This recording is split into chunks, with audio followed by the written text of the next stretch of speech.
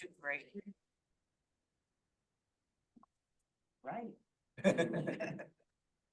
Good. A lot of these taking minutes.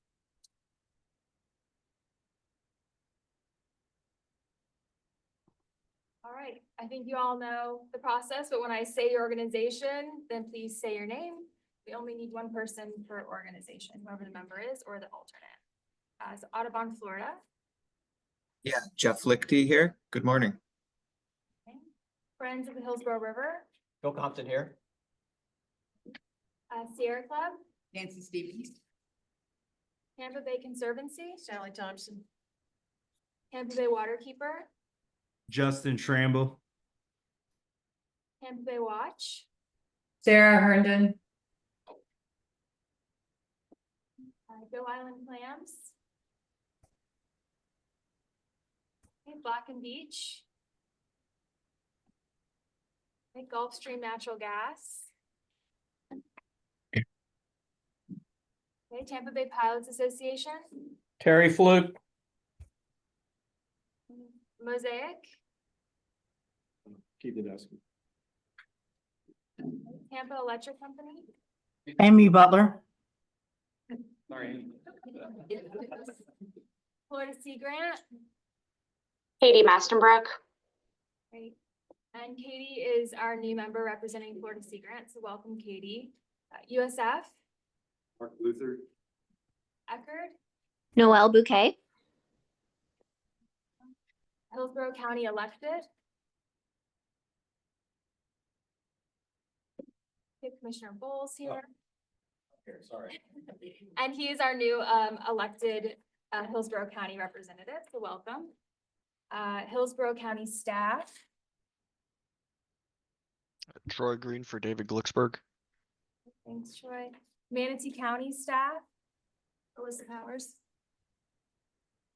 Pasco County elected. Pasco County staff. Nellis County staff, Melanie Weed. Hernando County staff, Carla Berman. Citrus County staff. Okay, Port Tampa Bay. Port of St. Petersburg. And Seaport Manatee. Okay, City of St. Petersburg. City of Tampa, City of Tampa, Heather Malgio. and City of Clearwater.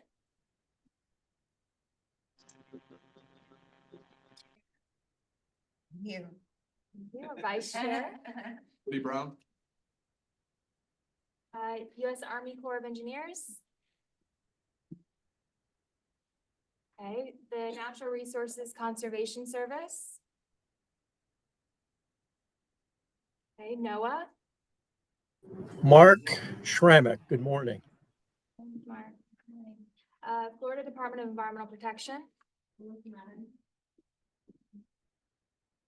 Florida Fish and Wildlife Conservation Commission. Okay, Florida Department of Transportation. Okay, Southwest Florida Water Management District.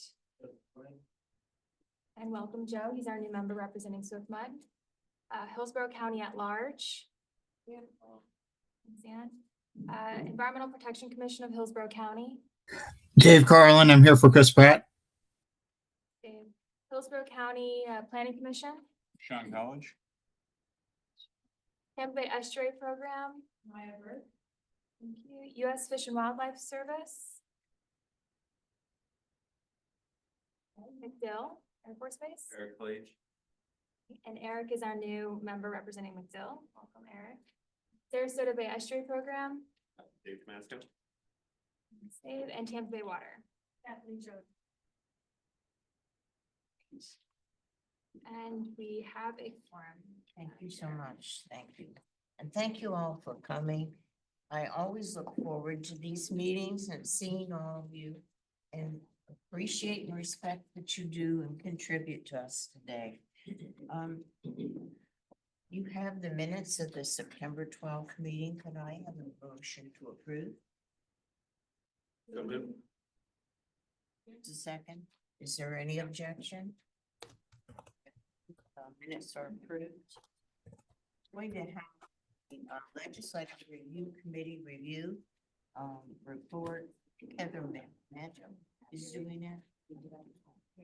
Hi, I'm Heather Maggio with the City of Tampa. Just as a reminder, the purpose of the HCCM Bay Coastal Management Legislative Review Committee is to monitor state and federal regulations as well as local policies in management and regional and national resources. Natasha Dickrell is with Pinellas County Environmental Management Division, is now serving as the chair for the LRC. She's attending a conference and I am the vice chair. And we just wanted to let you all know, give you an update that we met on January 14th to discuss the 2025 legislative session, which began March 4th and it ends May 2nd. The committee discussed existing resources to track the legislation. We've begun compiling the 2025 Environmental Legislative Watch List for the Tampa Bay region. It's the third year we've developed the watch list and it serves as the ABCM members with a comprehensive list of bills that have passed, if passed, could negatively or positively impact your natural resources. You can find a link to the current watch list from the January 14th meeting summary, or you can reach out to Natasha or myself and we'll send you an email, a copy of it. The next meeting is virtual and it will be on Tuesday, April 8th between 2 and 3:30 and you're all welcome to attend. The details to the agenda will be on the website. Yeah. Anybody have any questions? Okay, then we're gonna move on to the Natural Resources Environmental Impact Review Committee. And I think Sean College with the Hillsborough Planning Commission is the chair. He's gonna provide a report. Yes, I'm here. Sean College, Chair of the Natural Resource and Environmental Impact Review Committee. We met on February 19th to discuss two projects. One was Tampa Bay Water. Warren Hogg from Tampa Bay Water came and told us about their efforts to provide new potable water supply projects for the next 10-year period. There were 3 projects on the short list and studies on those will begin this year. The other project was Mosaic Corporation came and talked to us about expanding their Riverview gypsum stack by 140 acres. This would impact some wetlands. I'm sorry. Yeah, okay, 140 acres to a total stack footprint of 244 acres. It would be some wetland impacts around the existing gypsum stack where it's expanding. They would have to comply, obviously, with all environmental regulations in dealing with the impacts to those wetlands. Those wetlands also currently have a land use category of natural preservation. So they would have to change that land use category to a category that allows them to do the gypsum stack on the property. They're proposing that to do that land use change, they're also proposing to change some property on the bay just south of the Alafaya River to natural preservation that currently has a residential category and it's mostly coastal wetlands.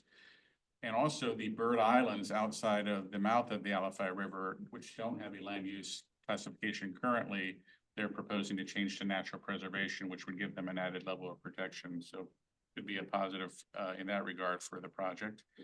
And both those presentations are on the ABCM's website for anybody to go and look at. The Natural Resource Environmental Impact Review Committee also picked up a vice chair volunteer. Thank you, David Glixberg, who's here. He's the Sustainable Water Resources Section Manager for Hillsborough County, and I appreciate him volunteering to be vice chair. The next meeting is not scheduled. If you have any projects that you think the ABCM committee should review, please get in touch with Alana or myself. Thank you. Thank you, Sean. Appreciate that. And David, thanks for picking up the braces there. Glad to have you part of this. My pleasure. Sorry for being late. Look forward to hearing more from you. You keep us updated on that, would you? Will do. Because if there's any action that we need to take to the county. Yes, ma'am. Thank you. All right, and I guess next, I had to read through my notes first, that point of view. Is Maya gonna give us a report? Is Maya gonna be giving us? Yeah, so we changed up the agenda a little bit and Maya Burke is actually gonna go first because we can't say Ashley done that, Megan. We're just switching up the order a little.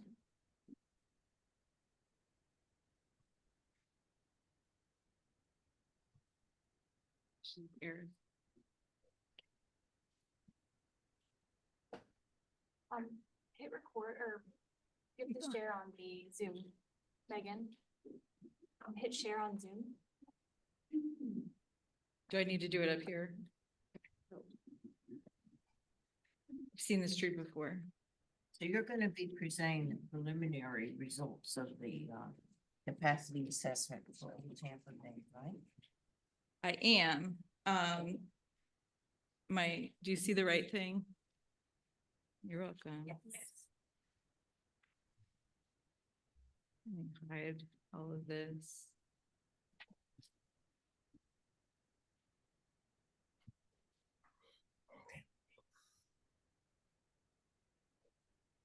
I don't know where the presentation, there we go. Okay, do you guys see the right thing online too? Yep. Yes.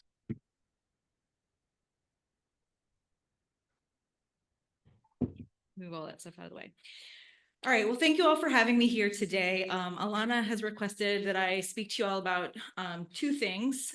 Both presentations have quite a bit of material, so I've tried to abbreviate them where I can.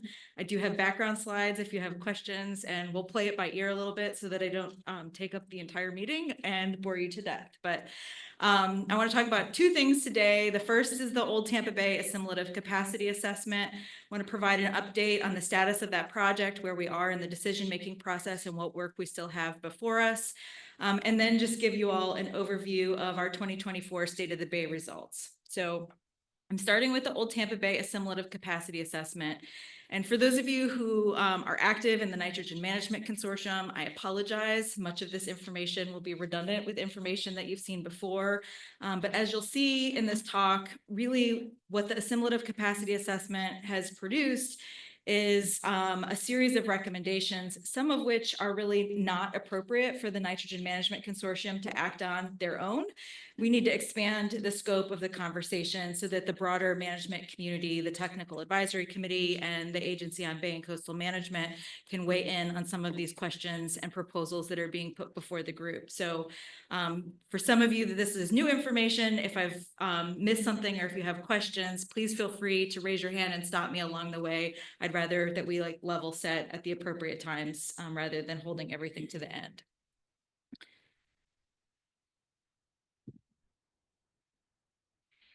So I just want to sort of give everybody an overview about Old Tampa Bay. The Old Tampa Bay Assimilative Capacity Assessment is really just focused on that Old Tampa Bay segment.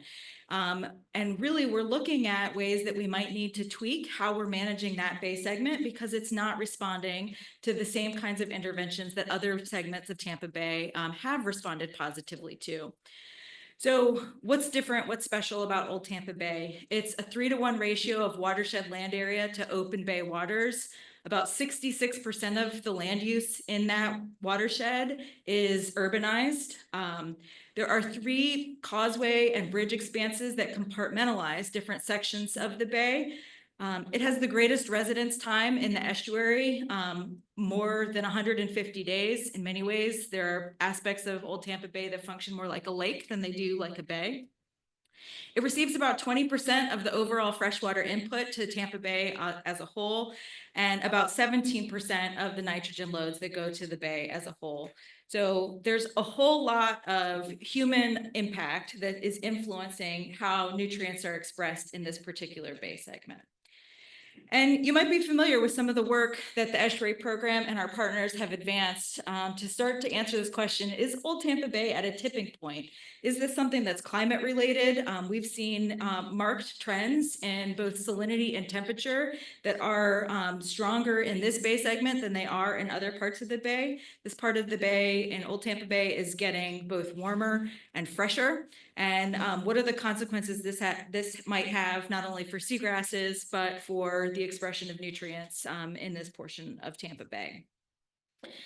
And if you've tuned into the news over the past several years, this should be no surprise. We've seen 3 consecutive declines of seagrass coverage in Tampa Bay after having met the goal of 40,000 acres of seagrasses between 2014 and 2018.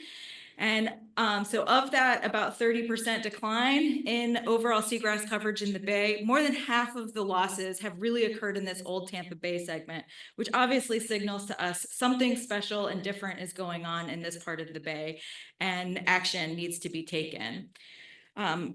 I also, just as sort of a preview, there's a question of what's going to happen in 2024. The Water Management District is about to release these maps, and based on some of the preliminary information that we have from our Transect data, indicates that perhaps this bay segment is continuing to lose seagrass coverage, and so it's not showing signs of reversing or having a more positive trend in that area.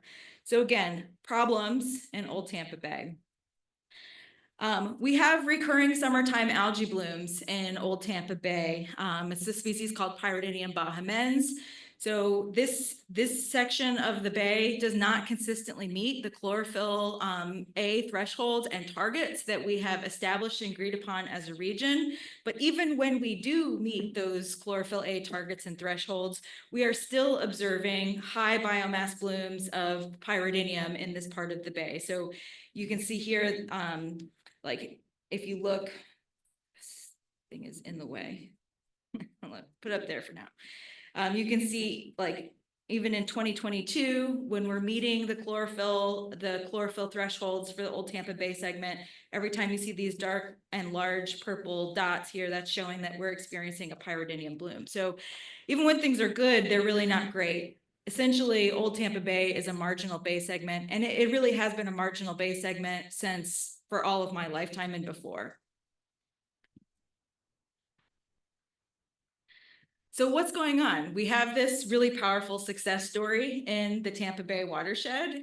We know that we reduce nitrogen loads, and as a result, we've seen less algae blooms and water clarity. And because the water is clear enough to allow sunlight from the surface of the water down to the bay bottom, we've seen that increase in seagrass coverage, and we were able to meet our goals in the mid 2010s time period. But what's really going on in Old Tampa Bay? In Old Tampa Bay, what we're seeing is there's nuance to how we have agreed as a region how we will measure nitrogen loading. And one of those early decisions is that we would look at nitrogen loading on a hydrologically normalized basis. So we're looking at how much nitrogen is entering the bay per unit of water that has fallen over the watershed and then drains to the bay. And that's really important because when you look at a hydrologically normalized trend in Old Tampa Bay, there is a very clear declining trend. And we have met the hydrologically normalized nitrogen loads for that bay segment year in and year out, despite seeing these indicators of problems in sort of the ecosystem endpoints like algae blooms and seagrass coverage.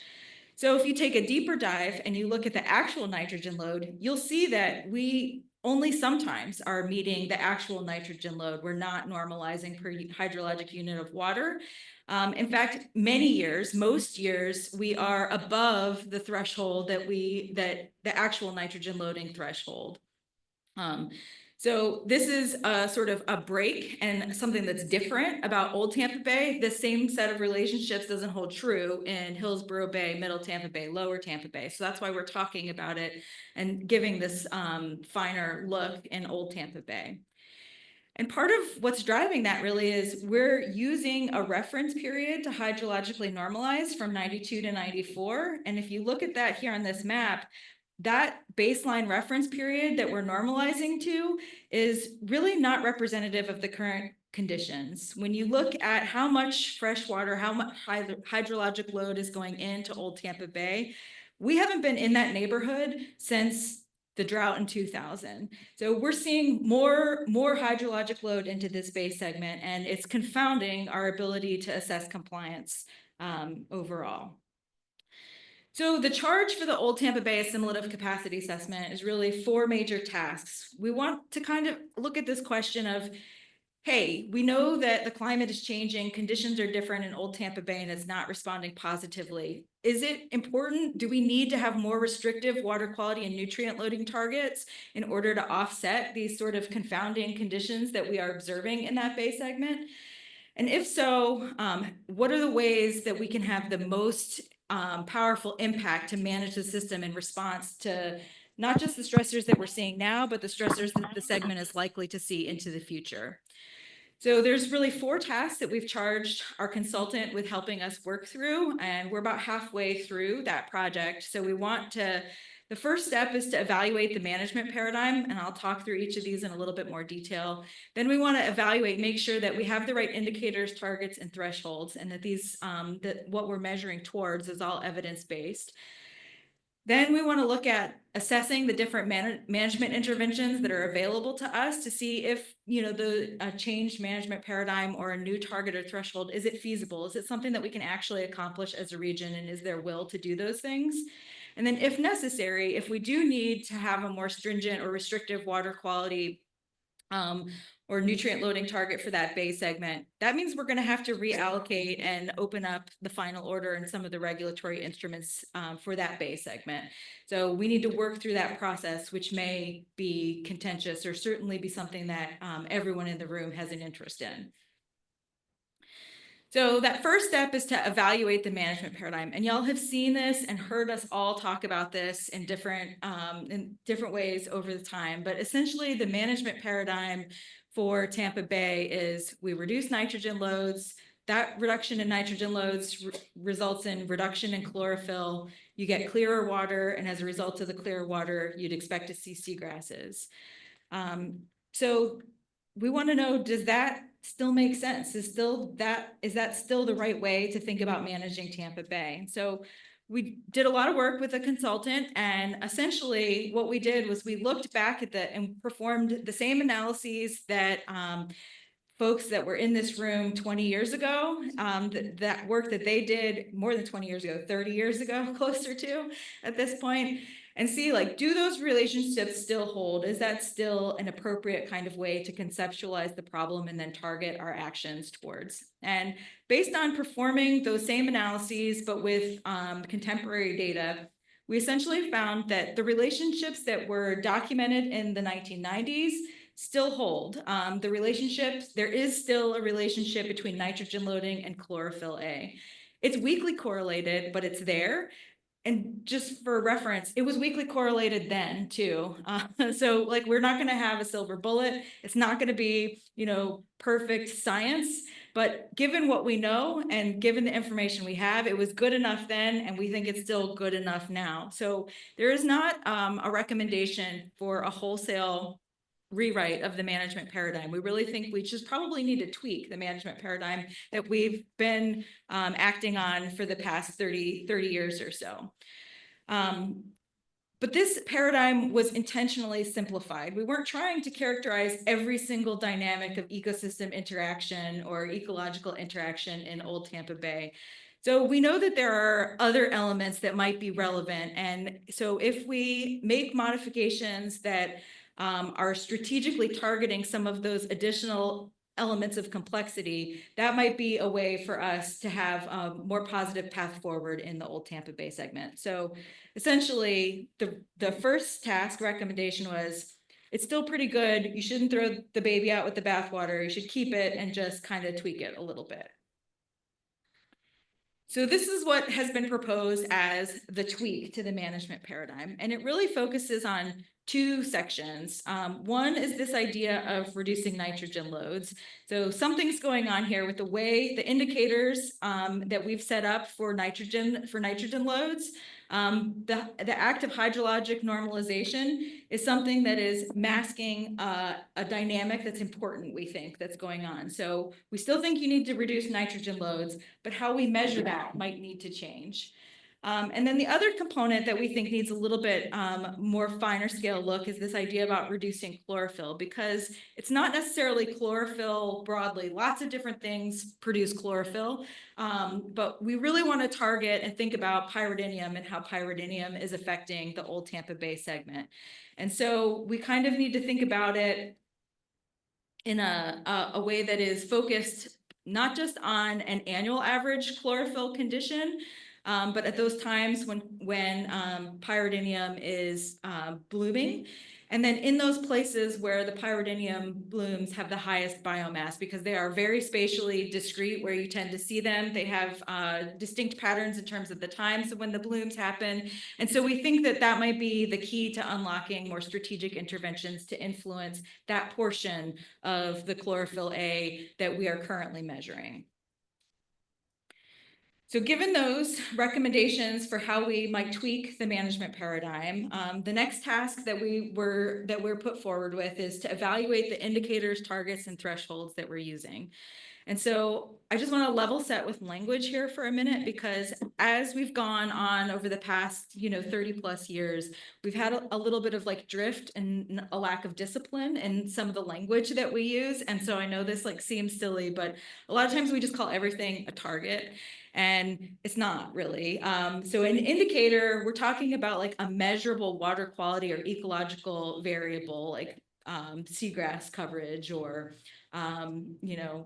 something like that, or a chlorophyll A amount. For targets, this is like the non-regulatory numeric place that we're trying to get to for that indicator. So this is something that is aspirational for us. This is where we think we need to be to see that the bay in the kind of condition that we're all hoping for, that we're all working towards. So these are non-regulatory, so they're voluntary. They tend to be in the realm of the ABCM or the Technical Advisory Committee because they're non-regulatory. So they're not as relevant to folks in the Nitrogen Management Consortium who have permits tied to things.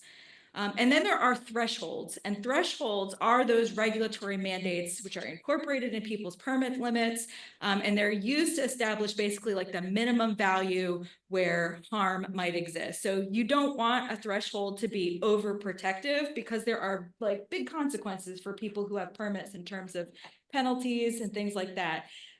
You want it to be, just kind of hitting that sweet spot of like, this is the good enough kind of place, and this is what we're going to protect towards.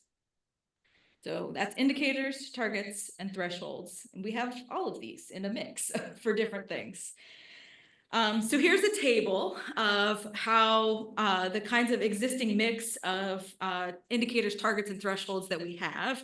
We have indicators using nitrogen loading, indicators using phosphorus loading, chlorophyll A concentrations, light attenuation, and seagrass coverage. These are all key pieces of information that folks focused on based on the science back in the early, foundational days of the program. And there are discrete decisions that were made along the way about selecting those as indicators, and then how we measure them and how we report on them overall. So later when I'm reporting on things like the 2024 water quality results or the State of the Bay results, sometimes we distill this down so much like a stoplight graphic that people think, oh, it's either good, it's okay, or it's bad. And it's not. Those numbers are all, it is, but it's also that these numbers are tied to all of this foundational science, decisions that we've agreed upon, and particular courses of action. So there's a lot of information that's bound up in that color coding for the stoplight that sometimes gets glossed over if you're just sort of seeing it as like, it's, red's bad, green's good kind of thing. So I want to focus first on one of the major recommendations around the indicators, targets, and thresholds, and that's related to total nitrogen loading. So you'll see here, we have two thresholds that are relevant for total nitrogen loading. One is that we have a federal TMDL for the Old Tampa Bay segment that says Old Tampa Bay should receive no more than 486 tons of total nitrogen per year on an annual basis, right? The way that that gets codified into regulations and rules for DEP, who has that permitting authority that's been delegated to them for the state of Florida, is this idea of hydrologic normalization. So there is a numeric nutrient criteria that is based off of that federal TMDL of 486 tons per year. And that equates to about 1.08 tons of nitrogen per million cubic meters of water. So that's that delivery ratio. So when you look at that information, you see that we've met that numeric nutrient criteria. So the permit conditions that everybody's reporting compliance to, that hydrologically normalized load, out of the past 10 years, we've met it 10 times. No problem. We're doing great, right? Except for that, if you take away that hydrologic normalization, we've only met the target and the threshold 3 out of 10 years. So this starts to look like maybe there's something there. Maybe that has some more explanatory power when you're thinking about the actual way that the Bay segment is responding to the nitrogen load. I'm going to spend most of my time talking about that part of the recommendation, but that's not the only thing that we looked at. We looked at alternative ways, looking at updating the hydrologic reference period, since I told you like, hey, the baseline that we were using doesn't really seem like it makes sense with current conditions. Sort of adopting something like a margin of safety. We looked at several different options, but ultimately the recommendation is this, that it's time that we assess compliance with nitrogen loading in the Old Tampa Bay segment based on the absolute nitrogen load, an absolute nitrogen threshold. And the reasons, basically is, hey, it's a clearer relationship between chlorophyll A and the absolute load for total nitrogen if you compare it to the normalized load. So up here you see this is the top half of this graphic is showing a pretty clear relationship, where it's much more confounding and unclear when you look at that normalized kind of relationship. Moreover, if we were to assess compliance based on absolute total nitrogen load reduction, we are more likely, the probability goes up to about 75% that we would actually that we would meet the chlorophyll A threshold. So that relationship that we've established between nitrogen loading and chlorophyll, if you hit that absolute load, you're more likely to have a positive outcome when it comes to algae growth in the water. So we think that that is good justification for pursuing this kind of path. And importantly, this doesn't require any changes to the federal TMDL for Old Tampa Bay of 486 tons. We're sort of keeping that foundational science that was there that says like, yeah, that's probably the place to go. And so there are consequences for that decision later that make things a little bit easier. So who decides whether or not we act in the affirmative on this recommendation? I want to be clear. This is not the estuary program saying like, this is what we need to do. Come on, regulators, do this. We work in a consensus-based fashion. So this is a decision for the Tampa Bay Nitrogen Management Consortium, and they need to have concurrence from the regulatory bodies, both FDEP and EPA. So in some ways, some of the feedback that we've heard is, hey, you're not really changing anything. You're just changing how you assess compliance. But I want to be clear that like, just by doing that, if you looked at things on an average basis between 2012 and 2021, on an average basis, that equates to a needed nitrogen load reduction of 83 tons of nitrogen. That's a whole heck of a lot of nitrogen. That's a lot of cost to be able to make that kind of improvement. And remember, that's an average. So there are certainly like years within that time period where it's more like 150 tons of nitrogen that need to be precluded from entering the system. So this is not an insignificant recommendation. This will have real consequences both for local governments and the amount of resources that they need to invest to meet these targets. And hopefully it's profound enough that we will see the kinds of results that we want to see in Old Tampa Bay. So this is currently, this approach, this recommendation is being described in a decision memo that is under consideration by the Tampa Bay Nitrogen Management Consortium. And we hope to have and see some decisions on this, probably in like the first half of this year, so in the coming months.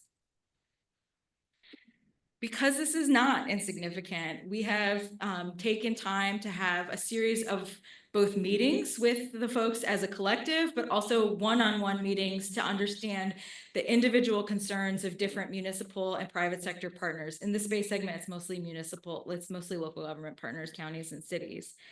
So we asked a series of questions to everyone that has a nitrogen load contribution to that old Tampa Bay segment. And in general, what we heard back was, one, we asked them, hey, you know, sometimes Old Tampa Bay is good, sometimes it's not. Is that marginal condition, like, is it acceptable to you? And overwhelmingly, the answers that we heard from our partners was no, we would like to see Old Tampa Bay in a better condition than it is today. And that's important because if the marginal condition is acceptable to us as a region, then we don't need to enact these further kinds of restrictions on our activities. We don't need to make these investments because we're saying we're okay with this Bay segment as it is. But across the board, that answer was no, we're not okay with Old Tampa Bay where it is. So then we asked people a series of questions about ways that we could tackle this idea of moving towards an absolute nitrogen load reduction. We asked people if they thought it was necessary to modify their permits and have a regulatory kind of answer, or if we could go back to something like we had in the mid-1990s where we had targets, not regulatory thresholds, saying like an incremental kinds of load reduction is what we would commit to. And we would do this on a voluntary basis because we support a different condition of Old Tampa Bay.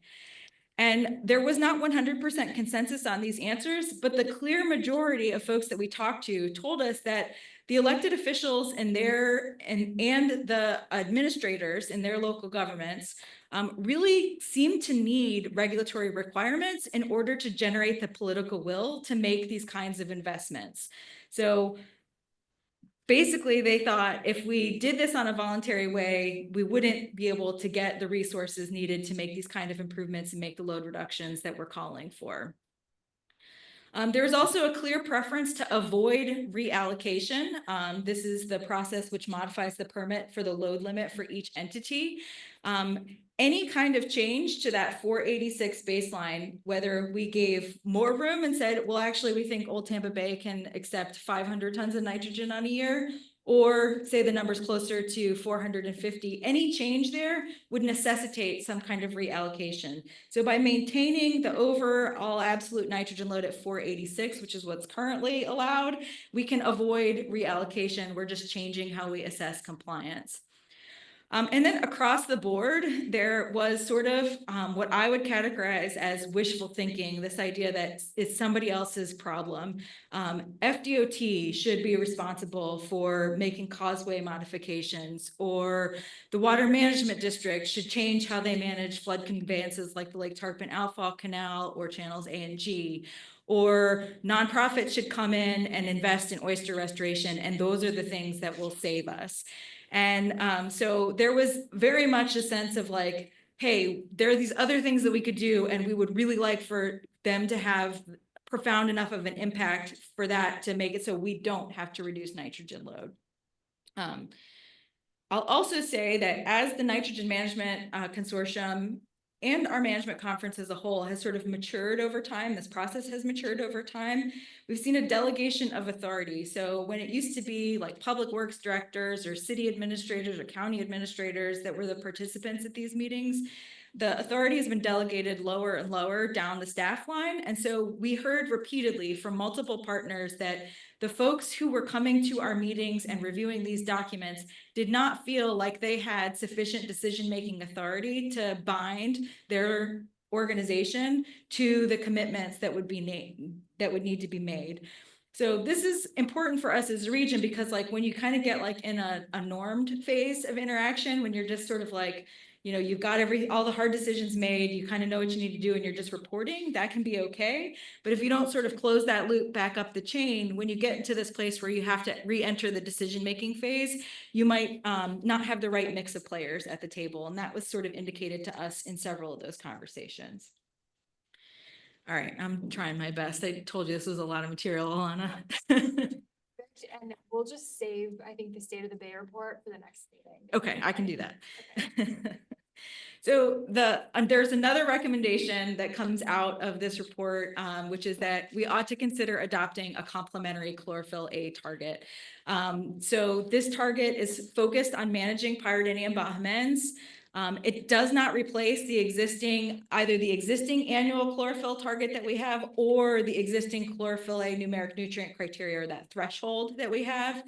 But basically, this takes a look at what the Northwest and Central West subsegments of Old Tampa Bay look like through the months of June and October. And they basically say, like, it could be this bad in those bay segments and you're probably still going to meet your target. So it basically like gives us a ceiling for what is an acceptable condition before you're going to head towards non-compliance of that the existing annual chlorophyll A threshold and or target. Yeah. May I make just one observation here? Absolutely. It seems to me that there's even a larger discussion that will need to take place.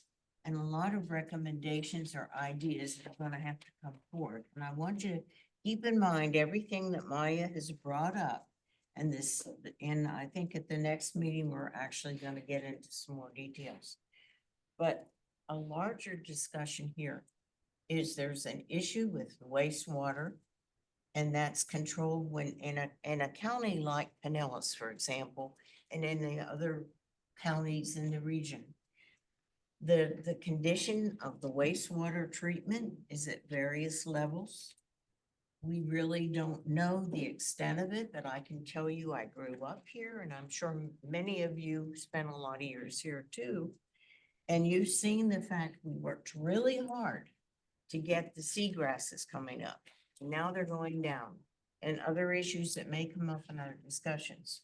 So I think there's a real need for a long-term regional approach and a vision for how we're going to deal with wastewater treatment, what kinds of recommendations can come forth from all of you about these issues.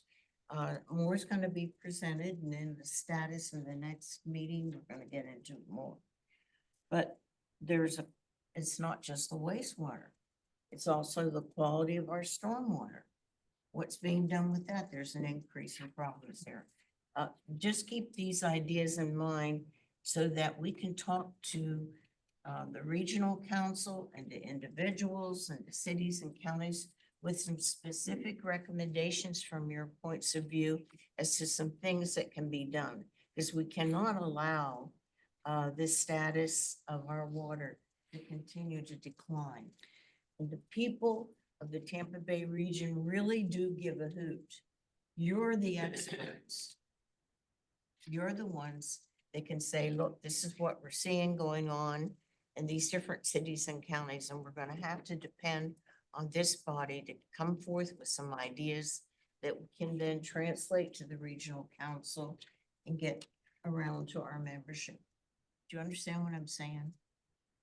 I'm just trying to put it in one person's terms. I'm with you. I'm trying. If I'm not hitting the right mark, call me out and I'll try better. And I'll rip through the rest of this pretty quickly. But basically we're talking about this complementary chlorophyll target. Sorry, there's something. Yeah. Yeah, okay, we have some questions. I think someone here, yes. Megan. Yeah. Wanted to know if you were using corrected chlorophyll A. No, there was a decision a long time ago that that's not how we would do that. So for consistency, basically we make sacrifices in having a long-term data set, and being able to look backwards over that full period of time, versus using, what is considered to be, the standard today. Okay, do we have any other questions that you want to direct to her with this, Commissioner? Yes, Madam Chair, thank you, and Mr. Chair as well. appreciate both of your leadership and what you've done over the years. We've sat in this council for many, many years. I want to say that when I first got elected 20 years ago, and by the way, at that point in time, it always took me about 45 to 50 minutes to get here. It took me an hour and a half today. And there wasn't an accident anywhere. So something was going on, but I apologize for being late, but I gave Give myself that an one hour. to the it took an hour and a half. DOT. Yeah, I think we just gotta talk to DOT because those experts about their timing of lights and all the improvements need to get looked at a little bit. Having said that, when I first started, the Howard Current plant was a big issue of mine, as far as looking at all the water that's being dumped into the bay. It wasn't the advanced wastewater treatment plant that it is now, which when they put that online, it actually made the bay get better. I would say 10, 15 years ago, there was an improvement. Right now, I think with other things going on, maybe it's more quantity going in, et cetera, that's affecting it. But there's, from what I hear, and I'm glad you touched on it, from what I understand, there's other utilities are still dumping water into that bay, That's right. not as highly treated.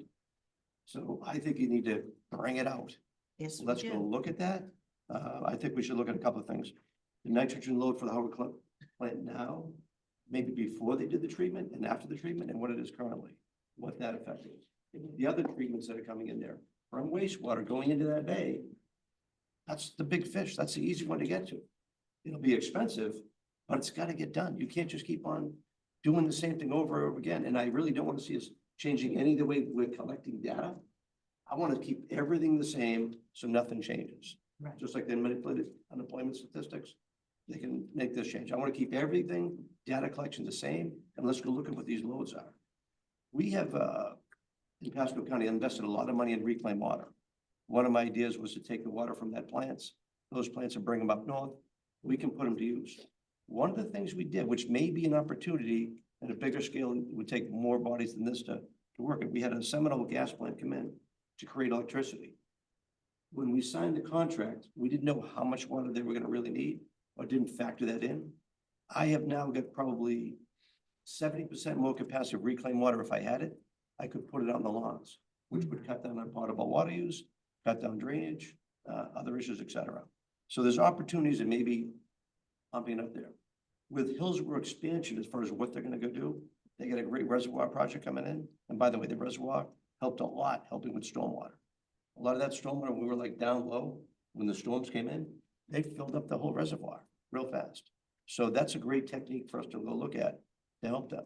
Now, with all the new growth coming in, and we've talked to them, we told them work with them, they need to go put reclaimed water lines in all the new construction coming in. And if you can do that, you can get the bay to be cleaner all the way through. But I'm glad you brought it out, because I don't want to be the outside commissioner, you might say, coming in to say it, but you're on the money.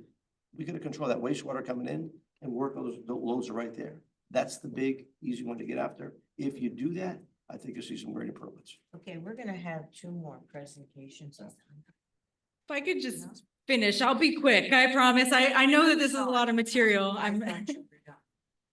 Those are very good points, and I hope somebody here is keeping track of all these recommendations, because ultimately it's our intent to get these ideas from all of you and culminate them into some specific recommendations to go to the council.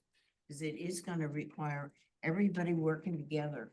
We're going to get more and more people coming here, and the more people that come, the more pollution we have. We've got entities that are not being regulated that are contributing to the problem, and others who are totally ignorant and unaware of what the impacts can be of certain actions. So Okay, bring up a solution too.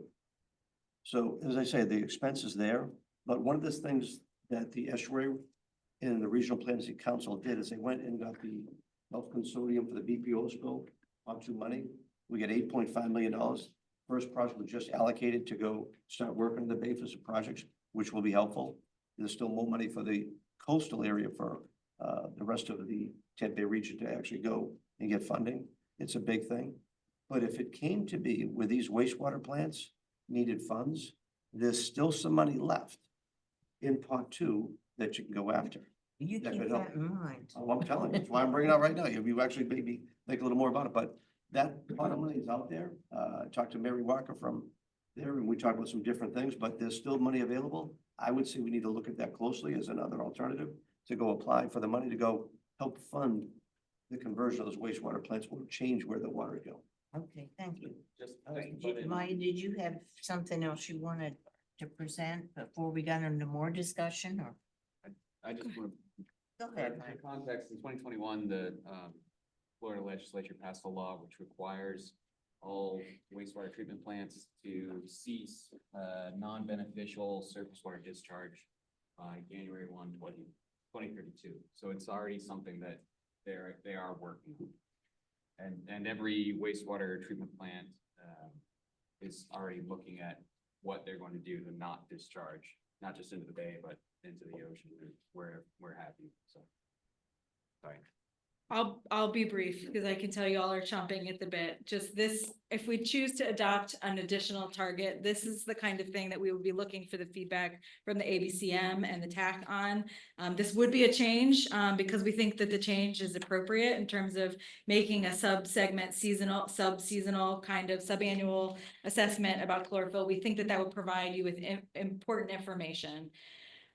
We also have talked about adopting new indicators related to both Lake Tarpon and oyster restoration. We think that these are things that might also have co-benefits for nitrogen load reductions as well as for grazing effects on the pyridinium cells. But these are things that we're still working through because task 3, which is where our efforts are focused right now, is really looking at what are all of these management interventions that you guys are bringing up. What might we expect to see that produce in terms of ecosystem results in Old Tampa Bay? And so y'all have hit on a lot of the big ones. I know we've talked about the legislation that's moving folks towards eliminating surface water discharges or requiring advanced wastewater treatment or advanced septic. There's certainly some room for that to be beneficial in Old Tampa Bay. But I just want to call your attention to, we've talked to all of our partners. While the legislation seems clear, not everyone, there are loopholes or reasons why people might not move to 100% elimination of their surface water discharges. So we're getting that finer scale information for the actual plans of the partners that have a discharge to this bay segment. And we're feeding that into a comprehensive aquatic systems model. And then I also just want to say wastewater is inevitably an important part of the picture. We know that that's been a key piece of success throughout Tampa Bay's recovery story. But in the Old Tampa Bay segment, the entire wastewater load piece of the pie is about 92 tons of nitrogen. So you would have to eliminate every single pound of the nitrogen load from flushing toilets from wastewater if that's the only way that you target those improvements. And I started this talk by telling you that in wet years, we needed around 150 tons of load reduction in some years.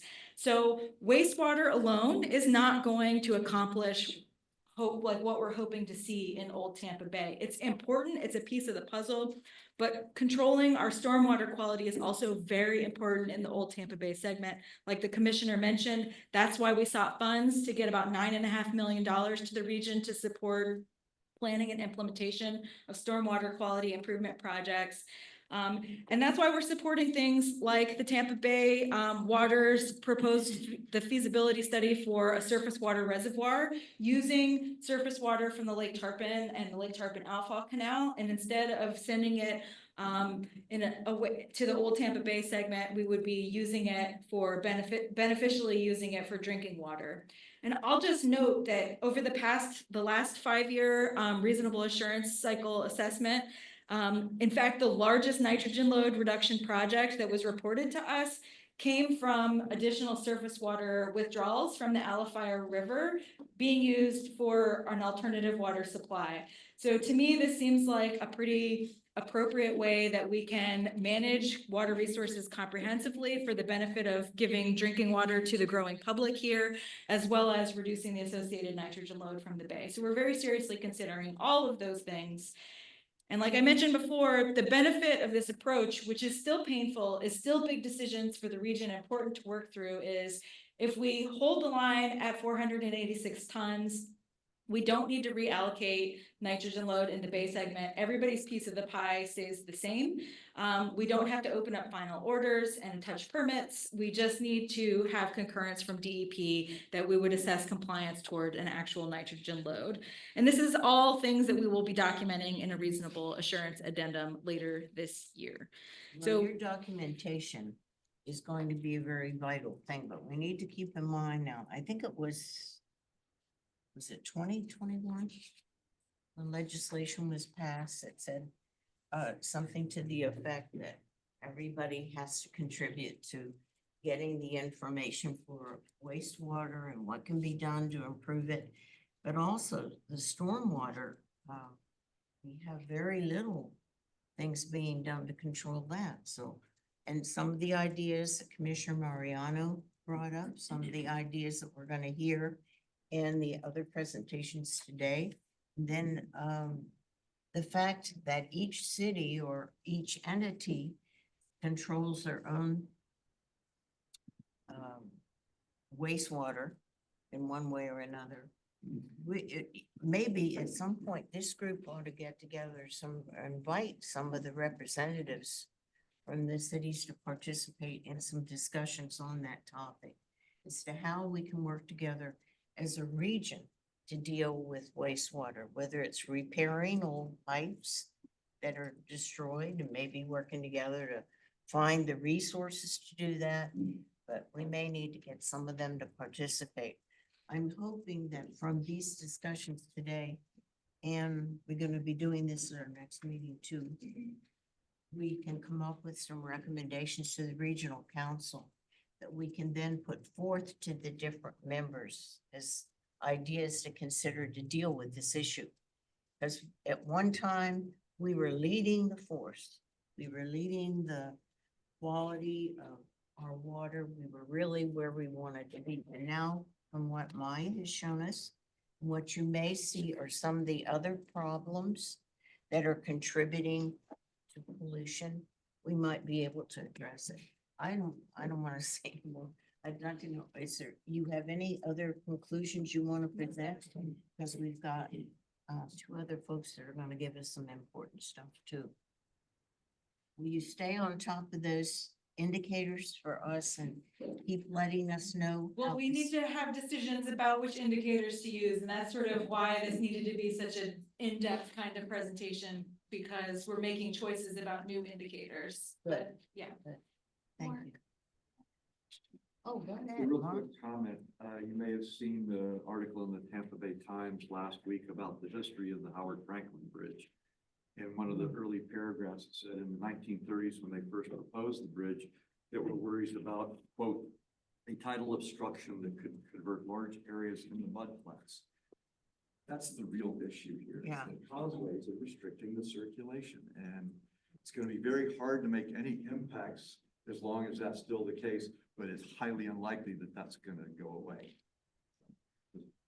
Get that out there. Would you all keep in mind for future meetings, some of you may wish to invite some municipal staff to give us some input in our discussions?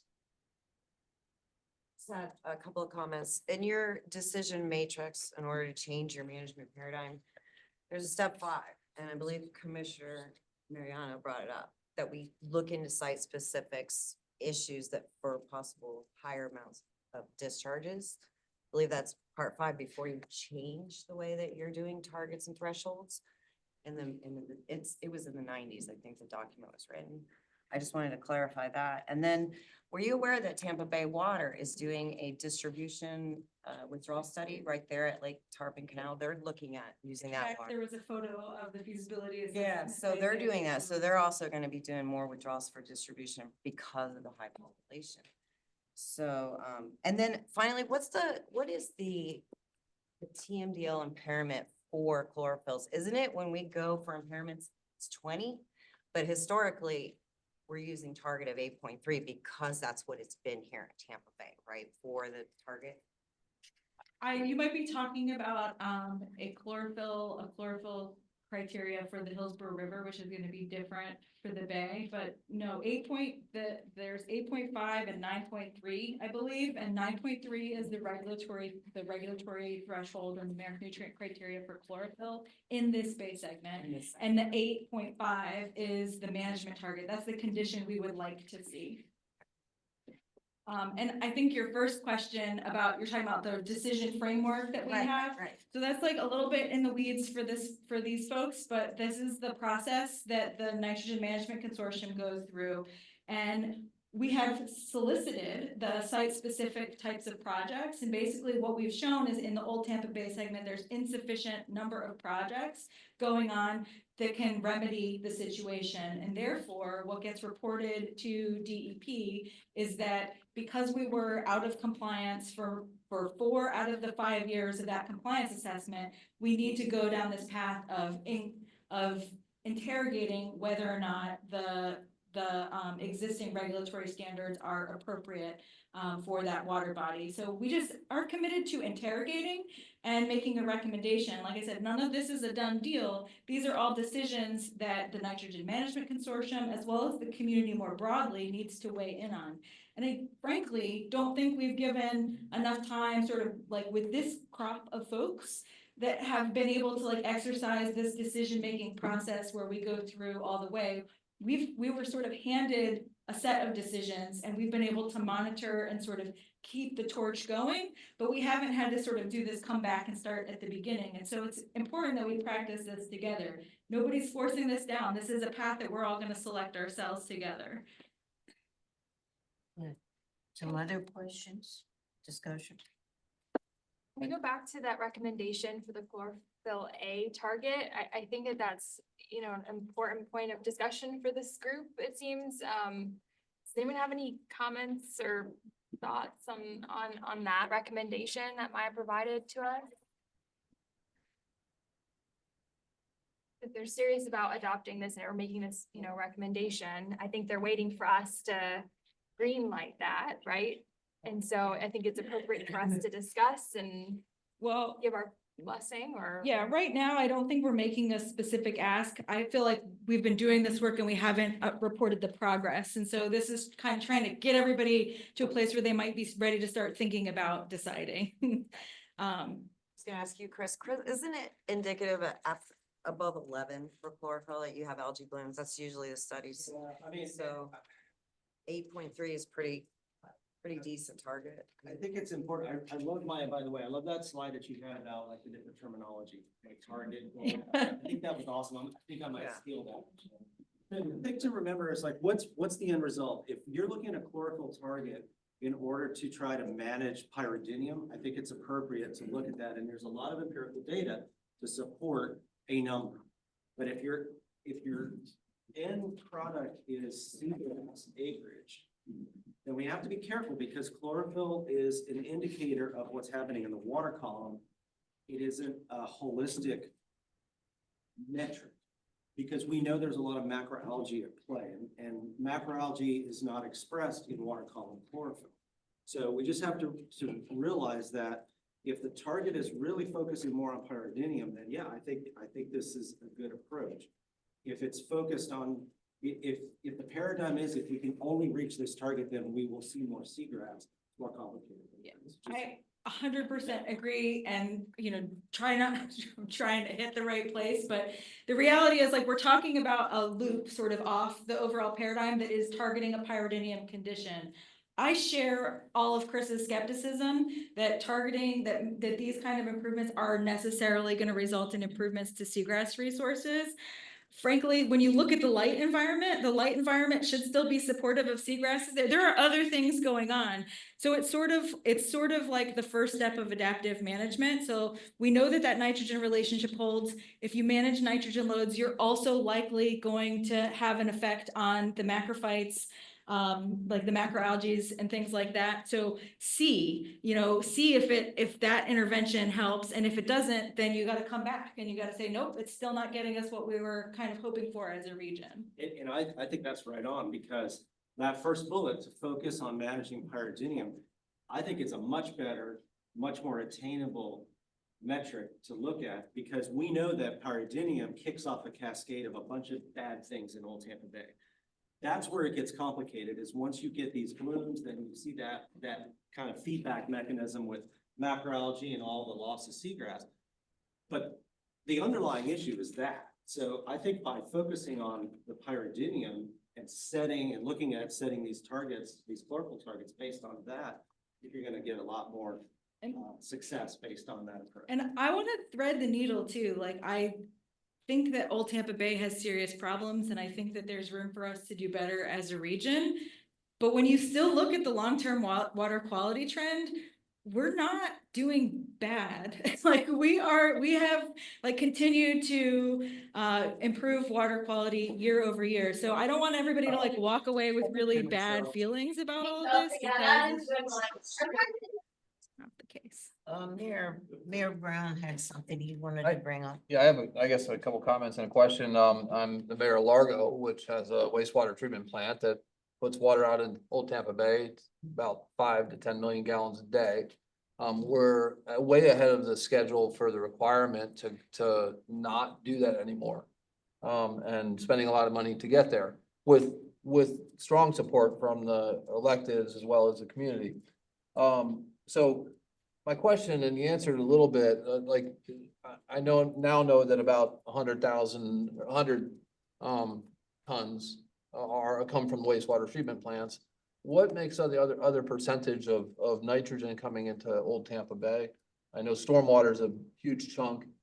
Stormwater is the biggest chunk, then atmospheric deposition, and that's for this particular bay segment. Atmospheric deposition is important because we have lots of mobile sources, cars on bridges right there. Those are the bulk of them for that bay segment. Okay, Those three things. And second, I think Mark touched on the residency of the water in that area, Yep. and it's probably not the natural length of time pre the causeways. When they were first coming to us talking about the Howard Franklin, we talked about, hey, can you make some more easy ways for water? And I guess I don't even know that we got an answer. They just didn't do it. No, we did get an answer. It was a hard no. Okay.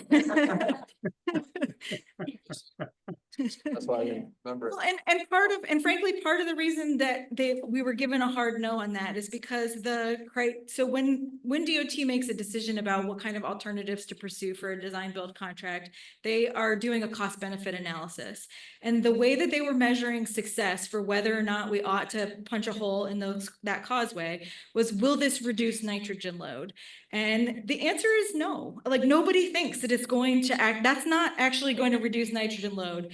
If you look at the causeway cut that was implemented on the Courtney Campbell on the east side, basically what that said is this is going to produce a more stable salinity regime that's going to help seagrasses that are ephemeral be there for longer and more stable kinds of ways.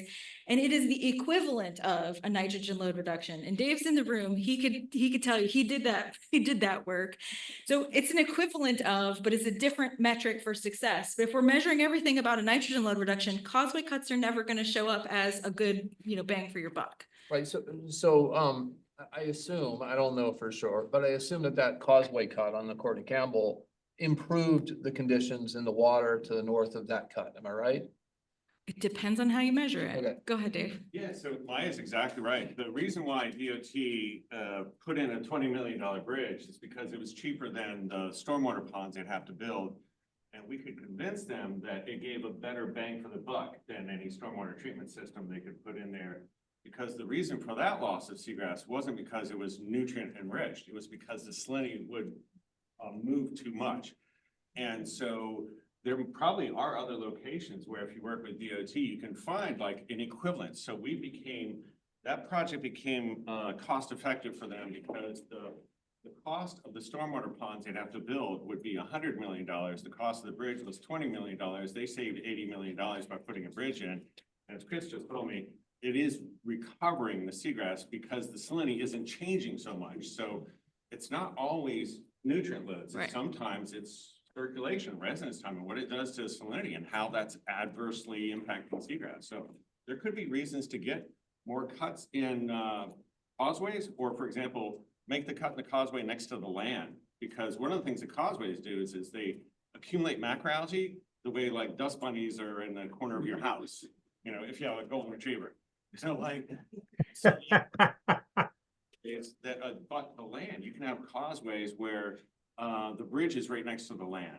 And that prevents you to have those dead ends that collect macroalgae. I'll just also offer that that project was so successful, it got mitigation credits. It got sufficient mitigation credits such that they didn't need to do additional mitigation for the Howard Franklin impacts and for the upcoming Gandy Bridge impact. So that one piece of success has kind of crippled us because it's counting as mitigation for those projects too. So it's harder to make that kind of case that Dave is laying out because they're pointing to that as saying like, we already did our part. That's the part they didn't tell us. The last thing is, I appreciate leaving the number the same for total nitrogen. Because I think in this atmosphere where everybody's being forced by the state to not have any surface water discharge, if we looked at changing that number, there'd be communities that say, well, you know, we're not even putting any out there anymore, so we should bring the number down. Or, you know, whatever it is, you know. I just want to offer, I want to commend the staff at Largo. I think that was the easiest and most proactive conversation we had of all the partners. And I think that you all should be sharing your, you know, successes with the rest of the community and making sure everyone is making the same kinds of investments. Because I think that that's part, that kind of sharing successes and learning from each other is a big part of like the pieces that it took to get to where we are today. So. Thank you. Mhm. Any other questions? Yes, and Wanted to build on what Mark was saying about the residence time, and then also, you know, the fact that all of these bridges are carrying a lot of transportation, and all of that is nitrogen going.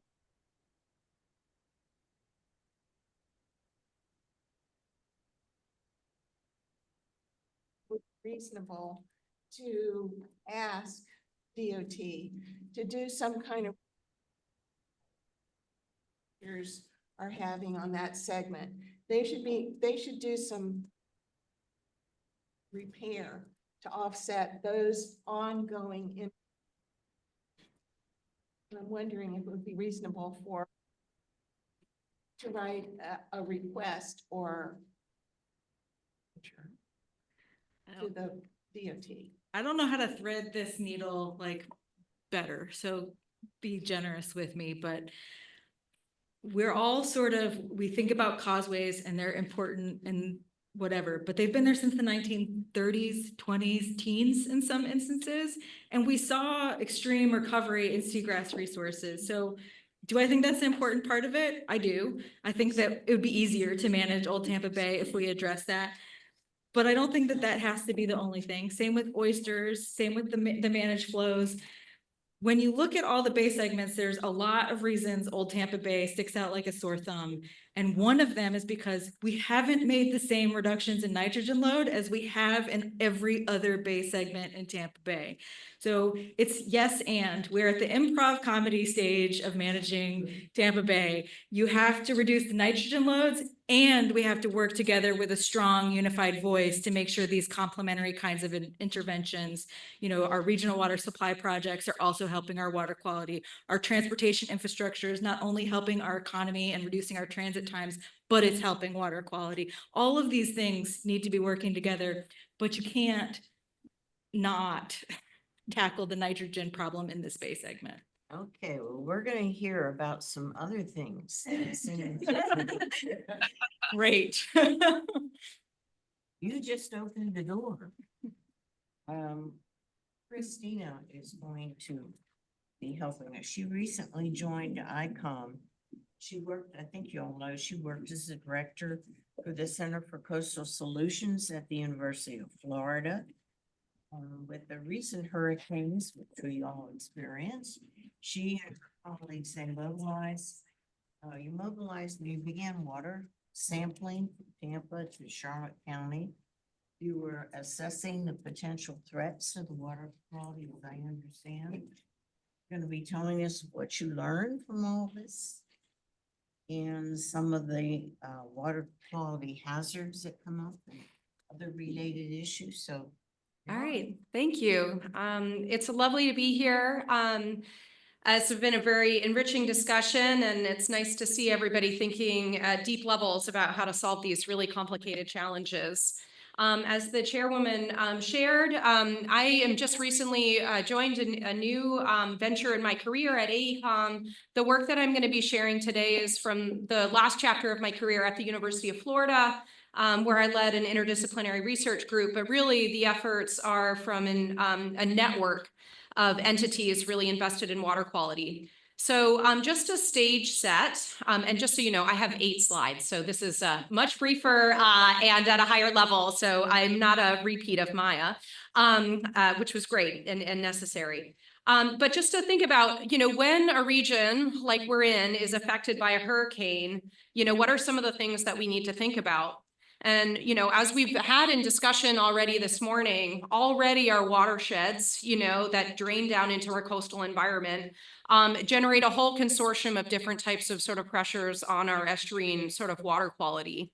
And when we have an extreme weather event like Hurricane Milton hitting these areas, that surge of sort of fresh water coming from the land and the sort of surge of salt water coming into these systems means that essentially all of these potential sort of, you know, stressors that ultimately affect downstream water quality are amplified. The relative degree to which any one of these things, you know, say what we're getting from leachates of industrial pollutants or the amount of sedimentation we're getting coming off of various road construction projects, is going to vary, you know, depending on how much rainfall we have, how big the storm surge is. But what it means in the aftermath of extreme events is that all of these sources are potentially elevated. And what it does is create, I would say, a multi-headed monster for assessing water quality and water safety in the aftermath of these events. It's not clear, like, what is the most important thing that we need to go out and monitor to know whether the waters are safe, and how long does it take for the waters to get back into sort of, you know, into conditions where it's, you know, people, you know, can get out and fish and swim in these systems. So I'm going to tell you just a little bit of a backstory about our approach to working on doing post-hurricane water quality assessments. It really started in the aftermath of Hurricane Ian in 2022. And what happened to the Fort Myers region is that the local capacity to do routine water quality sampling was devastated. The local staff were addressing their own sort of, you know, flooded homes. Their labs were flooded.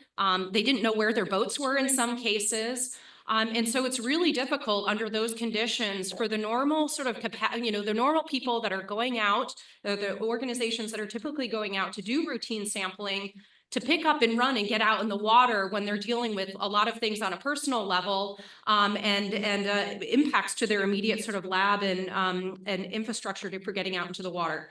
So our group started to coordinate and sorry, at the same time that kind of this local capacity is affected, there's this kind of surge of interest in understanding, like, how safe is the water. So in Hurricane Ian, it was, you know, we were really concerned about this flush of organic material. You can see this remote sensing image of the estuary in this time. How long is this dark, organic rich water going to sit in the estuary? And is that going to cause the system to go hypoxic and ultimately kill seagrasses? There's also red tide offshore, and there was a lot of concern, is the red tide bloom's going to get worse? And then this kind of flurry of kind of concern around Vibrio species as well. You know, we're all seeing these, you know, headlines that are really alarming about these abnormal increases in these flesh-eating bacteria. And so, you know, but again, the local capacity to do this work is hindered in the aftermath of these storms. So we worked on assembling a multi-organization network, all of us kind of interested in trying to get boots on the ground after these events. And we were sort of focused on prioritizing what needed to get monitored and where, and sharing insights. And the idea was, you know, let's be as efficient and effective as we can, and help one another understand what we should be messaging and how to the public. So the organizations that you see on the bottom of the screen, we're all joining essentially weekly calls to prioritize on the ground effort. And so at this time, just to sort of mention our ability from the University of Florida to send boats and field staff and, lab gear down into this region to support the water quality monitoring was supported by existing grants that we had to do water quality monitoring in this region. So we essentially rode the backs of existing funding that we had to get out in the water and sort of double up and do this post-hurricane response. And we learned a lot of really important things in the aftermath of this storm. One thing was that there's multiple species of Vibrio that are floating around. Their sort of virulence and prevalence in the water increases after hurricane events, and we're getting kind of an increasing record of understanding of this. And it's not just that there's Vibrio in the water, there's also presence of antibiotic resistant genes that are floating around in coastal waters, where it's not just that you get a Vibrio infection, it's just that you can't necessarily treat it with traditional antibiotics. And this is why, part of the reason why people are having such challenges with these types of concerns. And we see that, essentially over time, Vibrio infections are increasing, and that there's seasonal dynamics that vary across what species that you're looking for. And so there was some really important work that emerged in the aftermath of that storm that resulted from our sampling. We got a strong insights about sort of the elevated levels of Enterococcus. This is the kind of modern fecal indicator bacteria that the state goes out and monitors to understand, potential prevalence of fecal indicator bacteria. And there was really persistently high and elevated levels in specific locations in and around Southwest Florida after Hurricane Ian. But it was really unclear, where the sewage, whether it was sewage, and that was contributing to these elevated levels. And if so, where might sewage be the sort of ultimate causative kind of driver of Entero versus other locations. And I would say also obtaining data on these fecal indicator bacteria was really slow. The labs in the region were totally jammed up with other demands. We didn't have the equipment at the university to run these samples. And so by the time we were getting results back, it's sometimes days, a week later. And so it's difficult to message to the public, the water is, safe according to these metrics or not, because by the time, we're messaging and we're getting data back, it's now no longer relevant to what people might be experiencing on the coast on a given day. So there's this kind of lags that are occurring due to insufficient lab capacity. We did see reductions in dissolved oxygen and water clarity, but they actually recovered relatively quickly within a matter of weeks. And we had some amazing results come out connecting to the huge surge of water that came out of Lake Okeechobee through the Caloosahatchee River and how that affected phytoplankton dynamics. And, there's papers that have come out that have contextualized what was going on in Hurricane Ian to the phytoplankton relative to the historic record, and some fascinating new work coming out indicating how that surge of essentially fresh water coming out of the Caloosahatchee interacted with upwelling that was kind of induced by the storm surge to exacerbate the red tide bloom. So a lot of amazing and work that came out of this, but just kind of our deepening understanding of the kind of cocktail of different water quality concerns that happened in the aftermath of the hurricanes. So now, fast forward to this last hurricane season, we had this team really motivated to deepen understanding of these dynamics after the hurricane, but we're basically unfunded. This is a group of basically, organizations that are invested in understanding what's happening after these events, but there's no individual organization that is responsible for gap filling after these extreme events to resource the boats that are needed, the staff that are needed to staff the labs, to go out and do targeted sampling. And so we're waiting for the agencies and the organizations that have just been slammed by these extreme events to do that routine monitoring. We're not necessarily in a situation yet where we are ready to go for rapid response efforts. So, we ended up after Hurricane Ian, again, assembled a lot of the same organizations with others that were in the Tampa Bay region. The major things of interest were, are there potential influence of wastewater discharges on Enterococcus in this region? We were particularly focused in the Manatee River, where there was, reports of really high discharges coming out of the wastewater treatment plant in Bradenton. And there was, again, concern about whether the land-derived discharges were fueling red tide. And again, consistent interest in understanding, you know, are Vibrio a problem, and if so, where? We also collected some new exploratory data on things like understanding where those fecal indicator bacteria are coming from, quantifying microplastics, and also PFAS in this area. We opportunistically essentially collected additional data on different aspects of water quality that might be of interest after these storm events.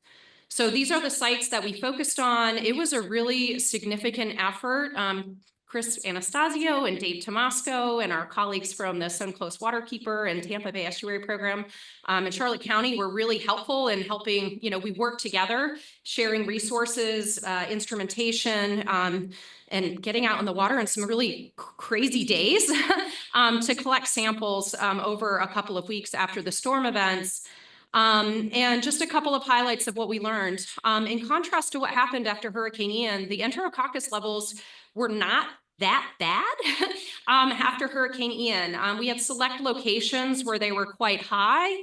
And we're getting some insights from further analysis that's been funded through a follow-on grant to some of our researchers at UF to do some microbial source tracking on where those entero species were coming from in different locations across the region. But in blue on this map, this is northern Charlotte Harbor.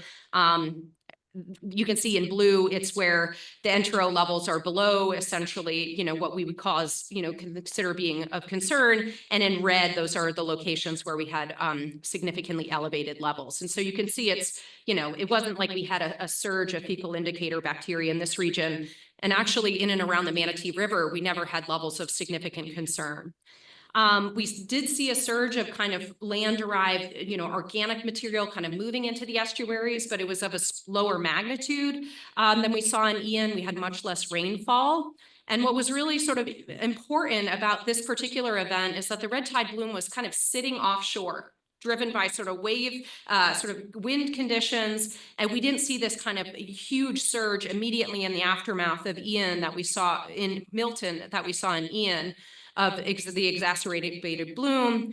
And, you know, we've got some interesting data related to the microplastics in this area. And for all of you who are driving through all the debris fields in the after Milton, there's a lot of potential for mobilization of large amounts of material coming off of mobile homes, various infrastructure that's gotten damaged or destroyed during these events, that this may be essentially a vector for plastics pollution and other types of, you know, debris pollution coming into our systems. And so we're starting to understand that. And the last thing I'll say is I think the data that we most wanted to get out to the public was related to the Vibrios. And what I would say is processing these samples, it's not trivial, and it's also really sensitive to communicate these results to the public, and to the point where DEP asked us to withhold, you know, essentially initial publication or sharing of our results out of concern about, you know, potential impacts for, you know, feedback from the public. And so I would say there's a lot that we have to do to, you know, to really get on top of and understand what the processes are going to be for monitoring Vibrio, and for different stakeholders being able to communicate results related to them in a way that's coordinated and efficient. So I think there's a lot of opportunities for evolution of how we do these kind of event responses. And I'll first say that, you know, this happens on top of excellent work that's happening on a routine basis from regional organizations. And so this is just kind of like a blip in time of how do we do rapid response work. And so just a couple of kind of take homes from this. You know, as I just shared, it's really challenging to produce validated data fast enough for it to be really relevant for immediate public decision making. And so I think there's a need for labs to be ready and staff dedicated to these monitoring efforts. It requires a dedicated funding source for rapid response efforts. We're seeing this rising prevalence of Vibrio in Florida waters. We know that there's an association with hurricane events, and I think this indicates a need for more continued efforts to improve our forecasts for Vibrio prevalence and to elevate public awareness of safety measures.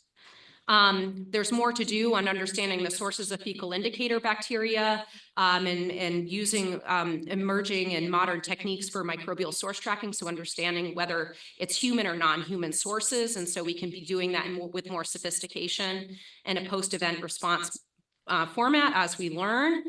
I think one related to this discussion around wastewater in this particular discussion is that the focus of this particular meeting is that, we found in the Manatee River that enteral levels were not as high as we thought they were going to be. We thought they were going to be screaming hot due to the wastewater discharges in that area. And I think that what this means is that we really need to start deepening our understanding of the type of wastewater spills and where they're occurring in the landscape, and then how that's going to be affecting water quality and potential sort of human and environmental impacts. There's a lot of nuance to the different spills and what they mean for water quality. And so I think there's a need for deepened or next level science on that front, and then appropriate follow-on messaging to the public. The storms are all different.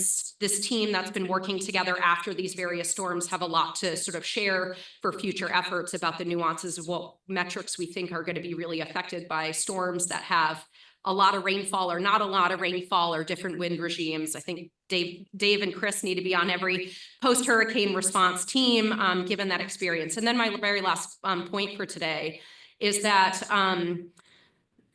there's different networks that are layered. I see Mark Luther from USF here. We didn't work collaboratively on this particular effort. I think there's opportunities to accomplish deeper synergies by cross-mapping different organizations in a more intentional and coordinated and thoughtful way as we do different response efforts. And so, and that's sharing both what we can do on the science front, but also working together on what's the most appropriate messaging to share with the public, which is really the end point of why we do the science in the first place. So that, thanks a lot. And hopefully you learned a little bit from that. So.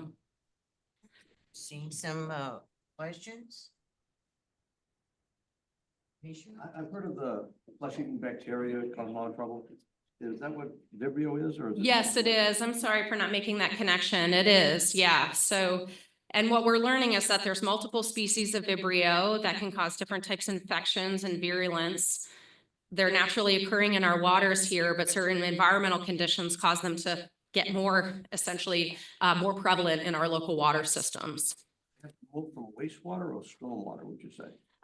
So they're naturally occurring in basically the marine waters themselves, but we're seeing essentially during storm events, it's sort of warming temperatures, shifts in salinity regimes that sort of create an opportunistic window for them to really sort of flourish. So they're not necessarily directly connected to the wastewater connections. But one of the other things that I did talk about are these antibiotic resistant genes and their ability to get into essentially the waste. If they're coming from wastewater systems, getting into coastal waters, their ability to kind of inject their DNA into Vibrio is where we don't want that to happen, right? Is that Vibrio become antibiotic resistant strains. And so some of that transmission process is some of what our team at UF is going to be studying in the next generation of work. So, yeah. Questions? Just say I'm happy to talk later about how we might. Yeah, that's great. And I think, yeah, thanks, Mark. Hi, were you able to assess what role that any failure of from lack of power, lift stations for septic systems might have played in this? I don't know, if that occurred so much in the area you studied in this particular storm, but that's been obviously a problem. Yeah. So we were, I would say, not targeted enough in this particular event to understand where those likely failures might have been to go out and strategically target in those areas. And as I said, we also weren't funded. We were like bootstrapping, doing the best we could with essentially the resources and the team that we had. But I think that's a game plan for the next sort of storms cycle, which is we know where there were spills, in the last storm event. I think we have a general understanding of where septic tanks are, is that we could be doing more targeted, essentially, evaluation of understanding where those potential sources are and where are they potentially contributing to adverse water quality effects and where are they maybe not in an unexpected, So there's a deeper level of understanding that I think is needed related to that. And I think there's some work underway by different, Maya probably knows of different folks working in this area on similar topics. Say, like, based on the limited funds, we basically made a strategic choice that we knew that there were big wastewater issues coming out of Brighton, like Christine mentioned. And so we focused there, even though we knew that there were power failure related ones. And you're kind of still seeing persistent high levels in the Hillsborough River, for example, associated with some of those things. So we made a choice based on available resources, which were virtually none. Yeah. Yeah, Dave. Yeah, the Bradenton wastewater treatment plant, their biggest problem, they believe, was the infiltration and inflow. They had 3 times the inflow of their highest capacity, and that system went septic twice. So they lost all the bacteria, and you need bacteria in a wastewater treatment plant. They lost all the bacteria. They re-inoculated their treatment system with Manatee County's bacteria from their wastewater treatment plant, and then it went anoxic again, and they lost it twice. So they were basically discharging completely untreated wastewater mixed with treated wastewater. But when that wastewater overflows, which totaled over 100 million gallons, and it was anoxic twice, it was a really not a good thing. That was probably one of the worst things happened to Manatee River in a long time. We're gonna be hearing from you in just a minute too. Here. Yes, ma'am. Justin Tramble has his hand up online. Yeah, I just had a question for some of our municipal partners that are in this meeting. And it's just a question because I don't know. But where does water quality testing fit in incident response and EOC activation? Or does it have a place? Just kind of curious about that. I know we've been contacted by one of our municipalities about helping with post-event water quality testing. Tampa Bay Waterkeeper has been approached by a municipality, but I was just curious if it falls under any incident response structure. I'll take a shot at that. I can, well, yeah, go ahead. Well, in Largo, we've done quite a bit to eliminate sewer overflows in relation to rain events. We've raised lift stations up out of the floodplain. We've put backup generators at a lot of the lift stations. But we still do have them. So we do direct on-site testing, both of soil and any, sometimes we had a sanitary sewer overflow at our wastewater treatment plant this past year that was due to a contractor turning off the wrong switches, essentially. And so that goes into a canal. So we test close by at that canal and then downstream at several different areas, and then we report that information. That's the way we do it after a storm event. I don't know that we do any more real specific stuff like that, because oftentimes we don't know if there was a small sanitary sewer overflow, whether it was from a residential, whatever it was. I don't think that we do any direct stuff after a big storm event. We're busy trying to get trees off roads. Okay. I have, Yes. can I answer that question too? Hey, Yeah, but Justin. will this is, you, for the record, when you all speak and you're recognized, would you please give your names so we have it? Sorry, you just heard from Woody Brown, Mayor of the City of Largo. No. Leave it. That was good. Hey, Justin, Chris Anastasio, Swiftmud. You and I can definitely talk offline about this. So the short answer to your question is yes. Through the State Emergency Operations Center, there is I think it's ESF 11. It's DEP. The water management districts fall under that ESF primarily. So there is an official channel for any unmet needs, primarily for county and local governments, but I think, Tampa Bay Water, you guys fall under this as well.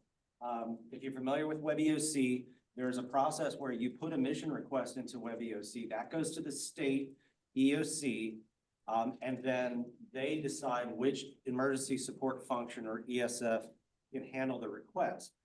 And I'll tell you, based on like the stuff that Christine, that we did with Christine's group at UF, formerly, I guess, Christine's group at UF, after Hurricane Ian, our water management district established, and we set up a water quality response and recovery unit within our EOC.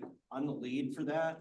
And we did that primarily so that we could liaise with local governments, with other entities, and of course, the state, in order to help make it a more official way to request these support. So if you have an unmet need, there is a process that you can go through at the state level. And the other advantage to that is if you do that through the state, it also potentially allows you to be reimbursed by FEMA. So that was a big deal for us as well, because we will request reimbursement for some of the support functions that we do. So that is something that we've done. I'm happy to talk to you more offline about that. Okay, Commissioner? Just a question, when we had Hurricane Ian coming in, I actually proposed to the utility directors and my own administrators, et cetera, and we try to look at shutting down our wastewater treatment system and just shut it down. Everybody in the evacuation zone, we're gonna shut it down. I said we should shut off power, get everybody to evacuate, make sure we're gonna monitor if there's any looting going on. That didn't happen. I tried it again with Helene. It didn't happen, though they did shut power down step by step, street by street, as things went along. And I will tell you, the water quality issues we had out in the water after were terrible. Especially down Newport Richie, but everywhere along the coast was a nasty place to be. Has anybody done that and has it been successful shutting down your water and electric during a storm event that help save water quality? During Helene and Milton, Yeah. because they had multiple wastewater treatment plants that were at elevations that were vulnerable. Tell you the residents don't love it. Because, I mean, it affects people that are not in an evacuation. So there are other consequences, and it'd be probably better for St. Pete to tell you about whether or not there are any discharges associated with those decisions. But I certainly know there were backups in homes as a result of those things not being powered and operational. So I personally, I sheltered for Milton, sheltered in Pasco County, and then came back home and was reporting directly to St. Pete EOC every single SSO I saw along the way, and there were a lot of them. Okay, David Blitzberg. David Glicksberg with Hillsborough County. So in response to that, I'm not sure. I think Hillsborough County looked at that and did not do any of that. And in response to Justin's question, Hillsborough County staff, many of them are assigned for post-storm response, doing damage assessment, but there are some teams that are assigned to go out and actually do sampling where there were known sanitary sewer overflows and discharges to water bodies. And so they do sample those and look at the lab and respond to any issues with that in terms of increased bacteria in the water bodies. And that all gets reported to the state as well. And I'm sure that other local governments do similar things. We have somebody online that wanted to make a comment. I thought I saw one. No. Okay, anyone else here? I was just gonna, Melissa Madden, the EP, I was just gonna ask about, obviously, given the close proximity of Helene and Milton, if, I think that a storm event in this case wasn't, you couldn't get out there and monitor Helene quickly enough to really see the impacts from that. And I think that flushed a lot out because obviously we had a significant surge and then pulled that out. And just to comment, my experience during the storm, post Helene, I was at the Pinellas EOC representing, disaster debris, because that's what I work in primarily. But, they certainly are talking about all of that constantly at EOCs. So just to provide some firsthand experience. Thank you, Melissa. Anybody else? Sure. Well, can I just build on that one real Please, quick comment? Chris, go ahead. So for those of you who do work for local governments, what we've been telling folks from a water quality standpoint is, find your EOC buddy and talk to your EMs, because that's really the best way to elevate water quality. As obviously it's not necessarily a first responder function, but after the storm, especially in some cases like weeks after the storm, we see these residual impacts. And so if you work in a local government, make sure that you're talking to your emergency managers and let them know, because that's the best way to elevate this to rise up the level of response and actually dedicating resources. And if your local government doesn't have those resources, then again, go have your EOCs enter a mission request in through Web EOC and get it elevated to the state Division of Emergency Management level. And then, we'll take it from there. I just wanted to say, I had a comment about sort of sensitivity of the Vibrio data and coordination with DEP, and it was not certainly in a negative way at all. There's just a lot of heightened, people's shackles are up in these events, I think. And I think there's a really important need for very effective and thoughtful public communication that's fairly consistent about whether the waters are safe or not. And I think this was something we worked really hard on, even in our group, which is what is the general messaging related to the results that we were in. So just to say that, I think there's, yeah, my comment certainly was not anything in a denigrating way. Or you just those every meeting. Actually, on top of that, I would give a huge shout out to Dave Whiting at the DEP lab in Tallahassee, because he was huge at helping us. A lot of the issues Christina was talking about with like getting bacteriological samples to the lab, we busted the holding times on almost all of them. And so, DEP was awesome in helping guide us in, is that okay? Can we do that? A lot of the water quality data that we collected, we made sure that DEP was okay with that data not going into WIN, because it's a storm, it's an event specific. We didn't want those data to be used for like impaired water determination. So yeah, they were really good. And Dave's always. Yeah, and I was just commenting on the close proximity. It was really just kind of unprecedented, and we really didn't even see the impacts. I mean, we physically saw the impacts, and we're obviously trying to address them as quickly as possible. Everybody to, get the debris off the roads and all that as quickly as possible. And obviously the sand event that was never experienced before. And so there was a lot of unprecedented, and it just happened so quickly that had we been able to really fully evaluate what happened after Helene before Milton, I think we'd be telling a different story.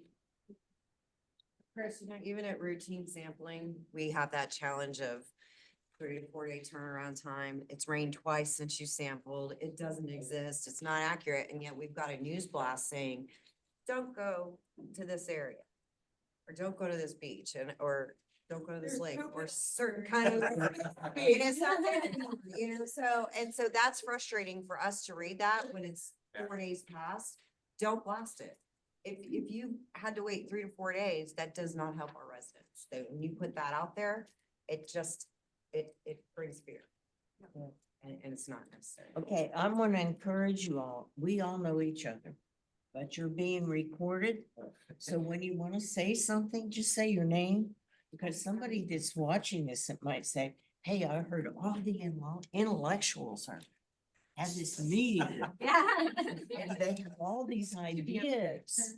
So just let them know who you are, because I guarantee you, after people watch this group talk, they're gonna wanna know more.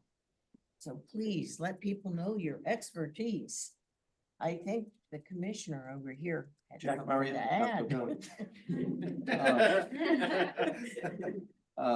Just a thought too, one of the things after the storm, we had a lot of trailers that are out there that the state allows you to keep it up for 3 years during reconstruction. We had most of the people hook up to the sewer, but some didn't. And I will tell you right now, we get some issues. We just had a sighting the other day where we're trying to cite them, and it's tough to cite it if you don't have to see it coming out, et cetera. That's difficulty. Is anybody having trouble with that scenario with trailers, or are you making them all hook up? Do you have the authority to make them hook up? Anybody want to respond? Well, I'll post to you later when I know more. We had a comment online from Justin Tramble saying, thanks, Chris. There was such a community demand for info regarding water quality immediately after the storm when folks were accessing flooded areas. I think Christine makes a good point about the need for funding, which is why I was wondering if it could be an EOC function, which maybe opens the door for funding. Okay. We're going to summarize these meetings, so any comments you want to have or make sure they're recorded, be sure to, if you don't bring it up here and you're too shy, then be sure to let her know, because we do want people to know what your thoughts are. That's why we put all these brains together. Are you ready, Dave? Yeah, sure. Dave Tomasco. He's he's with the Sarasota Bay Estuary Program. He's gonna be summarizing for us the efforts in Sarasota County that they're doing. They're investing in their wastewater structure to reduce their nutrient loads and that are going into the bay. And this has been a success story, and I'm sure will be a model for others, so. Thanks a lot. Before I get started, I wanted to, people are more familiar with Tampa Bay here than Sarasota Bay. And so it's important to keep in mind that, like, you know, what has been working in Sarasota Bay doesn't necessarily work anywhere else, but it may be applicable if you don't know about our different approach than what we get from like state and federal guidance, then you wouldn't necessarily know if it's appropriate or not. But Tampa Bay's open water is 7 times as big as Sarasota Bay. The watershed is 14 times bigger. So it's a lot easier for us to do things than in Tampa Bay. But on the other hand, a watershed 14 times bigger, you don't have 14 times as many people living in your watershed. So we have 3 times as many people per square mile than the Biscayne Bay watershed. 98% of our watershed is urbanized. And so if you're a raindrop falling out of the sky over Sarasota Bay's watershed, you're going to hit a rooftop, a driveway, a road, a potentially over-fertilized lawn, or a golf course. That's our watershed. We have 2% of our watershed is in a natural condition. And yet, I think we've got some pretty good news. And so I want to talk about like how we developed and implemented the pollutant load reduction goal.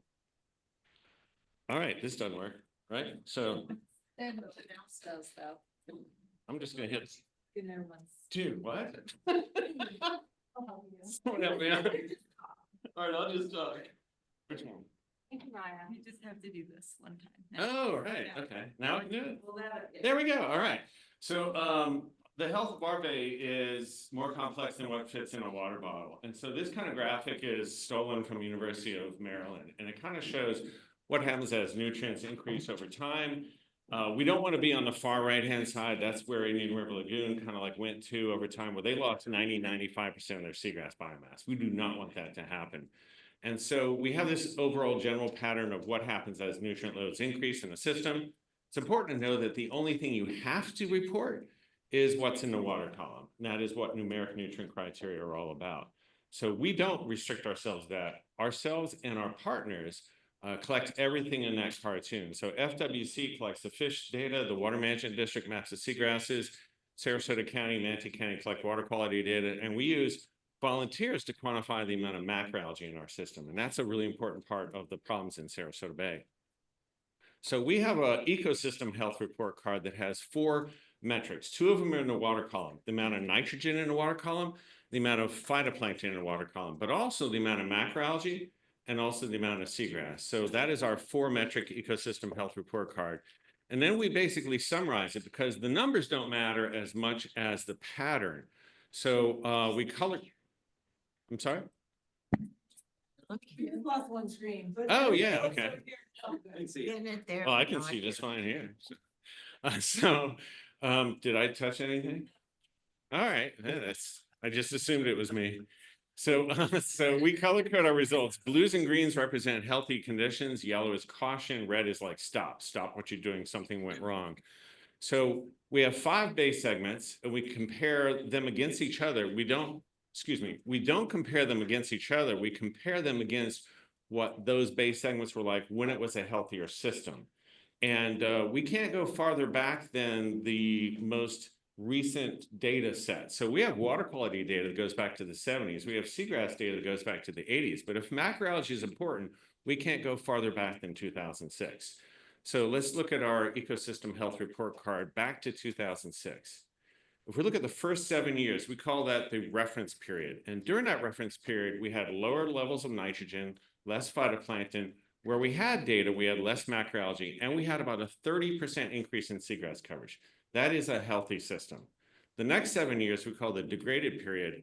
We had higher nitrogen, higher chlorophyll. We saw a big increase in the amount of macroalgae, and we lost 30% of our seagrass. So that seagrass decline offset the increase that we saw in the years before that. But if you look at the last couple of years, we call that the improving trend. So our water quality is getting better. We're seeing less macroalgae, and it looks like, as we'll get to it later, we're starting to see the seagrass recovery. So how did we get from the degraded period to the improving trends? We had to understand how we got from the reference period to the degraded period in the first place.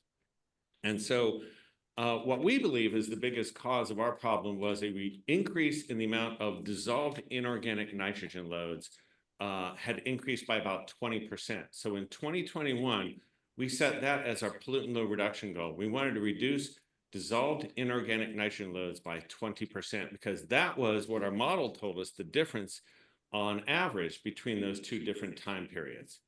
So why would we focus on dissolved inorganic nitrogen loads? And the answer is because if you're sampling stormwater or wastewater and you collect that volume in a bottle of water, it's different fractions.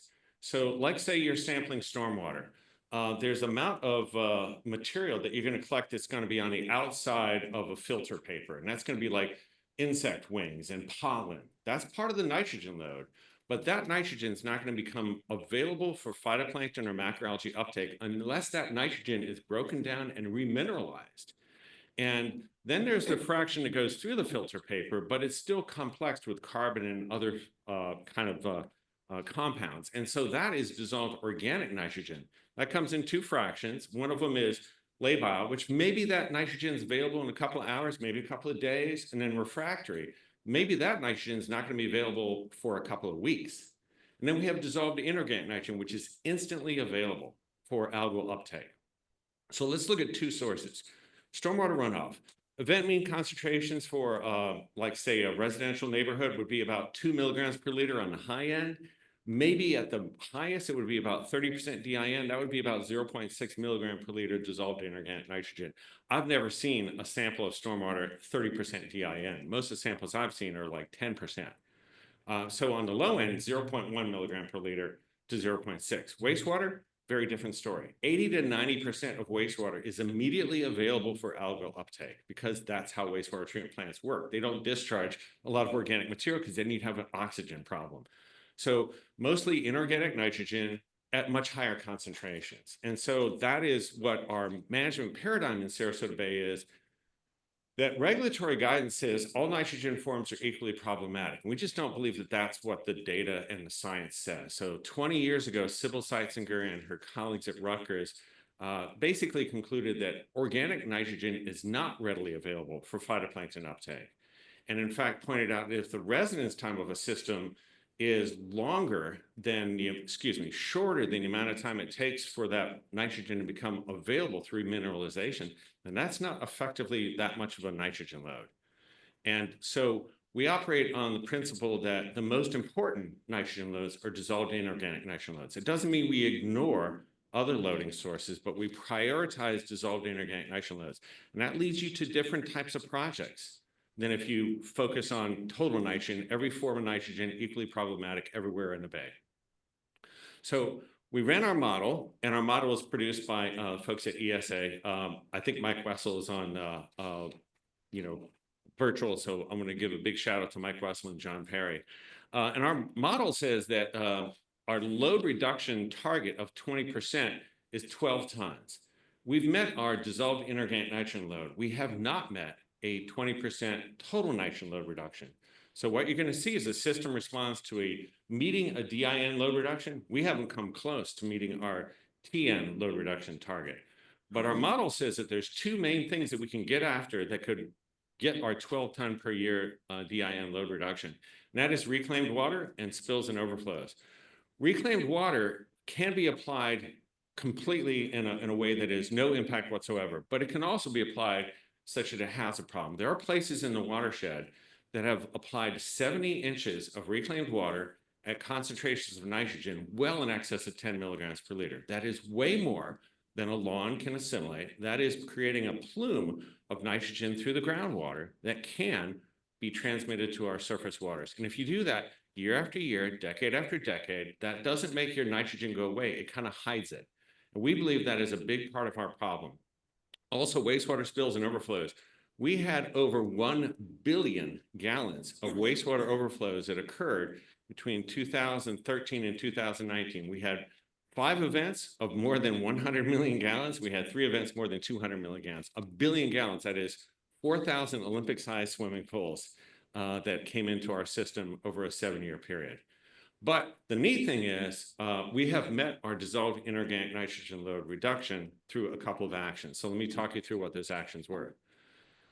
This is DIN loads from wastewater in the lower bay. The blue is the reference period, the yellow is the degraded period, and the purple is the recovering period.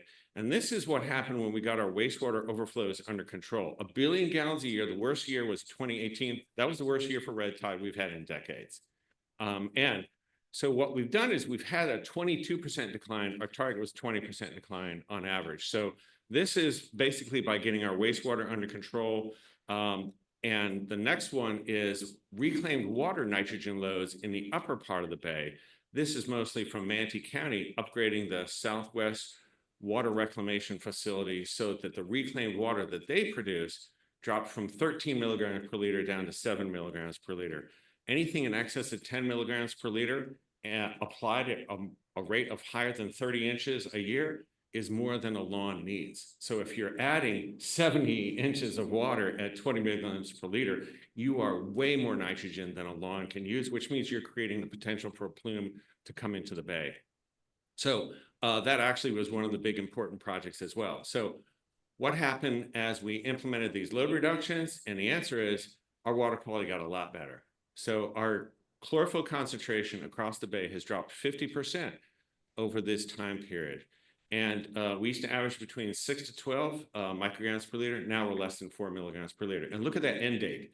That end date is the year 2022. What happened in 2022? Hurricane Ian.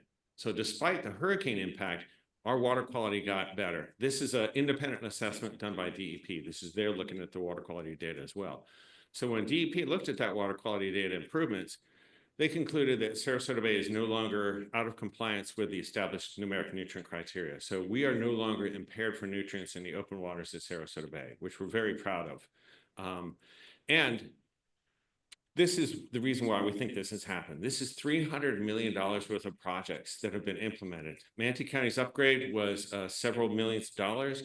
The largest single capital improvement project in Sarasota County's history is the upgrade to the Bee Ridge wastewater treatment plant. It's the largest wastewater treatment plant in our watershed, and their goal is to be AWT with no surface discharge. So I thought this got brought up earlier. Our goal in Sarasota Bay is to be AWT everywhere with no surface discharge.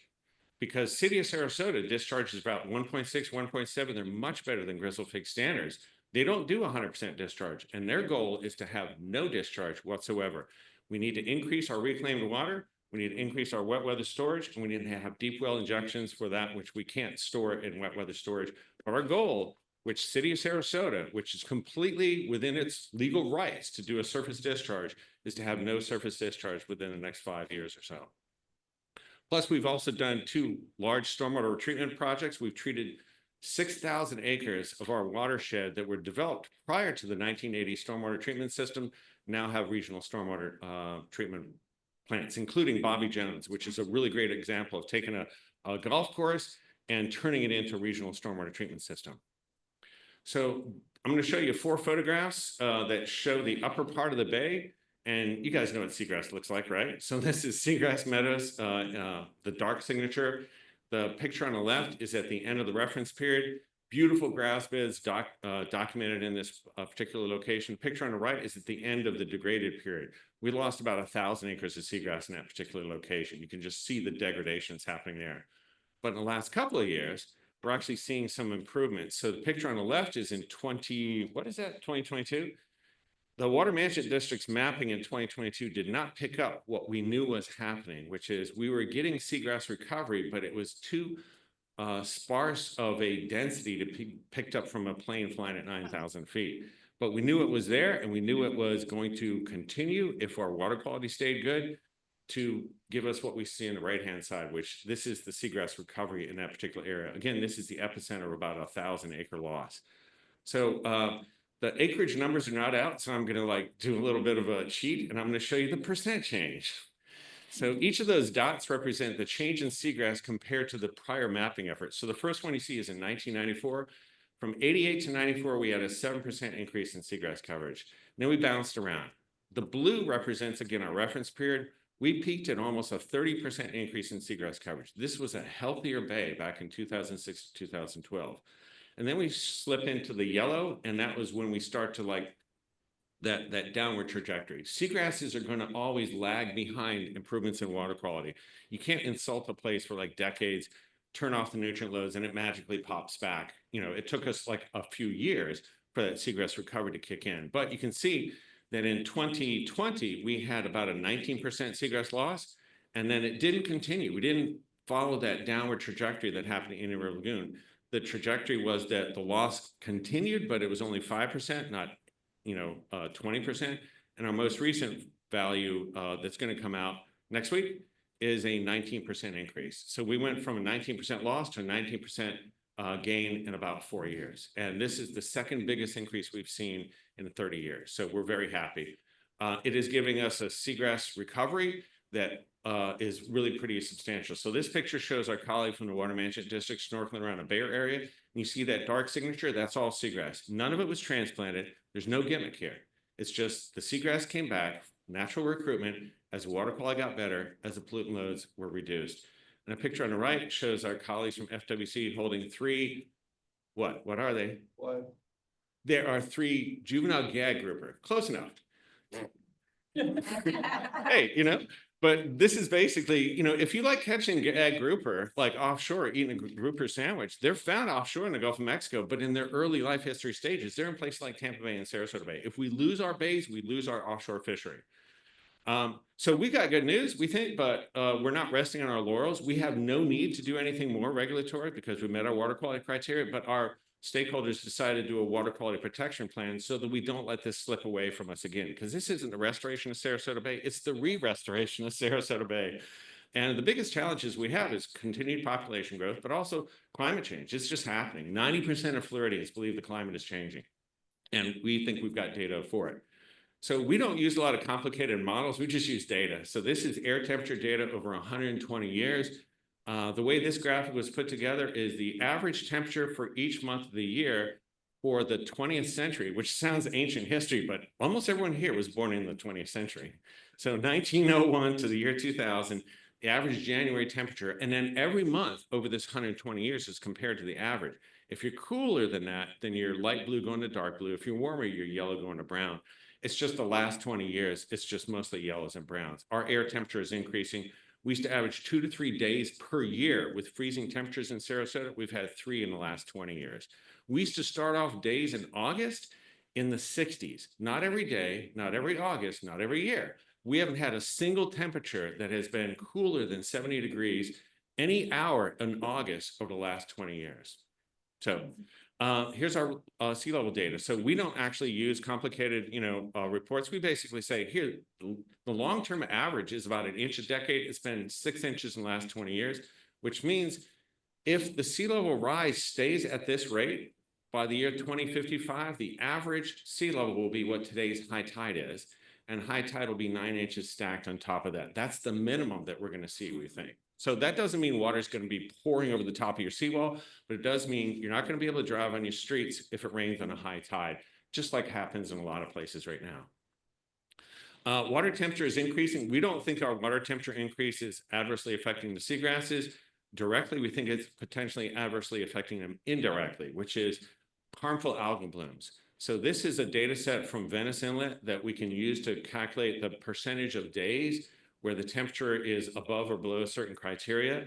And so the top one is the organism that gives us red tide, Karenia brevis, and some literature that shows that there's a reduced growth rate below 20 degrees Celsius, which is about 68 Fahrenheit. So this isn't like an on-off switch, it's more like a rheostat or a dimmer switch. But what it suggests is that like 40 years ago, we had 3 months per year where it was suboptimal temperatures for red tide growth. Now it's only 1.5 months where the water's too cold for suboptimal growth rates. The bottom is Daphis pleosa, what people call Lyngbya. And so what we see is there's a higher growth rate above 25 degrees C, which is 77 degrees. And we used to have a growing period of optimal temperatures of 5 months, now it's 6.5 months. So we're increasing the amount of time that harmful algal blooms can grow in our waters, which makes us more susceptible to nutrients, not less susceptible. You could have the same nutrient load and you could have worse problems because the water is warmer. And the first thing that's going to respond to warmer waters, not seagrasses in a positive way, it's harmful algal blooms. So, and then lastly, we've had a lot of quote once in a century events lately. And I know it's not once in a century, but 1% probability of happening in a year. Well, okay, maybe not. So Hurricane Ian, this is what Ian did to our bay, as was shown by Christine earlier. And then we had Nicole, and I don't even remember Nicole. I don't know what Nicole did. It's lost. But then we had Idalia. Idalia was 100 miles away, and it flooded Anna Maria Island almost completely and almost put our evacuation routes underwater. And then we had Invest 90L, which was, no one even remembers this up here maybe, but it was the greatest hourly rainfall amount on record. We had about 4 inches of rain in an hour, completely overwhelmed our stormwater conveyance systems. And then we had Debbie, which was a quote, once in 100-year rain event, a little bit farther north than what Ian did to us. And then we had Helene, which is record-breaking storm surge. And then yeah. 5 inches in an hour between Debbie and Helene. There you go. All right. And then we got hit with a category 3 hurricane. And the only good thing about Milton was it reopened Midnight Pass. That made a lot of people happier.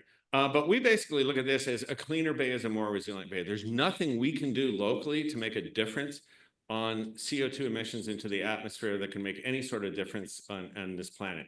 But what we can do is we can reduce the nitrogen loads into the water column, and thus making us a more resilient bay. Because if you come out to Sarasota Bay, even after what we went through in 2024, the water still looks pretty damn nice because we've done so much to make that water better because of $300 million worth of wastewater upgrades, stormwater retrofits. And if you have any questions, you can follow us SarasotABay.org or on social media, or point your phone to that QR code and it'll take you to the ArcGIS story map version of our management plan. And with that, I thank you for your time. Thank you, Jack. How about some questions? Anybody want to ask him anything? Okay, Phil? Hi, Phil Compton, Friends of Hillsborough River. A couple of things. Who would use excessive amount of reclaimed water? What was that about? Where did that happen? What have you done to stop that? Yeah, excessive loads of reclaimed water happen in large part because if you're producing AWT, you can do a surface water discharge. If you're not producing AWT, you can't do a surface water discharge. So the last thing they want to do is have a surface water discharge. So how they prevent that from happening is over application. And there are places that are actually functioning more like rapid infiltration basins than wise use of reclaim. So we're not anti-reclaim. We want more reclaim. We want more places to use 30 inches per year, not places that use 70 inches per year, because 70 inches per year is a real number that's come about locally. And that is just basically a disposal that is actually having adverse impacts, we believe. That was not residential overuse. That was not a residential overuse. But, if you do bulk distribution of reclaimed water in our system, that bulk distribution goes to unlined ponds. So an HOA doesn't have, the reclaimed water doesn't go individually from the county's plant to each house. It goes in our watershed, it goes to a series of ponds that then is distributed to houses. And those ponds are always unlined. And so we can produce a big load of reclaimed water with elevated nitrogen that can soak into the ground because it is applied to an unlined pond to serve an HOA. My other question, Phil Compton again, is Sarasota was about the first community to start education on rainy season nitrogen application for residences. And that was early in your study period there, and then that was followed by Pinellas and Tampa and Hillsborough, everybody else around the state. What's the role of that? How much education do you think is required to continue to get the voluntary compliance with that suggestion? Yeah. Nitrogen in the summer. Yeah, and it is voluntary because, in Sarasota County, Manatee County, they don't take fertilizer off the shelves. They just basically say, don't put it on. And so, we're not against fertilizer. I've fertilized my lawn, but we're against the over application of fertilizer, which is a lot of people will sit there and load up their the little like wheelie thing to like apply fertilizer, and then like, there's still some left, so they keep going. And so what we're trying to do is like set it appropriately, apply it appropriately, and you won't have a problem.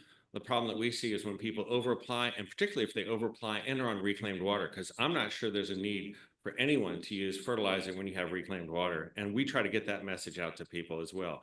Not against fertilizer. We think there's value to fertilizer, but fertilizing lawn when you've got reclaimed water is not really necessary. Okay, I just had a thought, and I'm gonna get your question too. I'm gonna answer something. Yeah, go right ahead. This is Maya Burke with the Tampa Bay Estuary Program. Pinellas County has put together an excellent tool that looks at the quality of reclaimed water throughout all of the municipal boundaries. And it sort of shows those places where you would be really likely to be over applying fertilizer, or how much fertilizer might be appropriate to use given the quality of the reclaimed water. And here, in our region, St. Petersburg is a good example of an entity that never went to AWT. Instead, they developed reclaimed water, and that reclaimed water, averages about 17 milligrams per liter of total nitrogen. So using reclaimed water in St. Petersburg is not the same as using reclaimed water, in like if you're a Pinellas County Utilities customer. Yeah. You get free fertilizer with your water. Right. But too much. Well, given that the legislature has addressed some of this, and they passed all these laws by what, 2032 or something, you have to comply, but we have no clues to what they're doing. How do you all think that we could assimilate this information and come up with some success stories and ideas from the different areas as to how to really meet this and be a little more transparent? What do you think, Commissioner? I think it's a good start right here.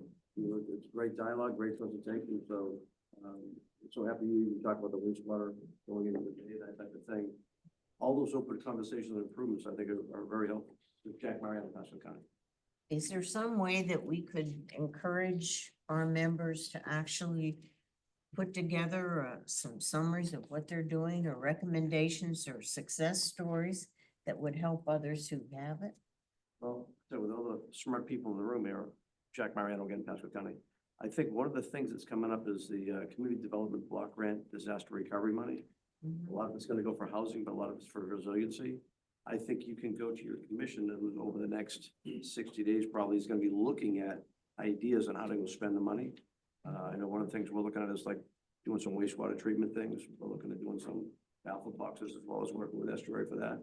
But this is a great time to actually look at both cleaner bays and more resilient bay. I think it's a good tagline to go with, and it's a good opportunity. There's money that's out there. Love to see it get used for good resiliency. Did some of y'all encourage, or do you think it's worth a shot to encourage some of your local governments to have some of their representatives come in and talk about what they're doing? Share it with you? That's a good idea.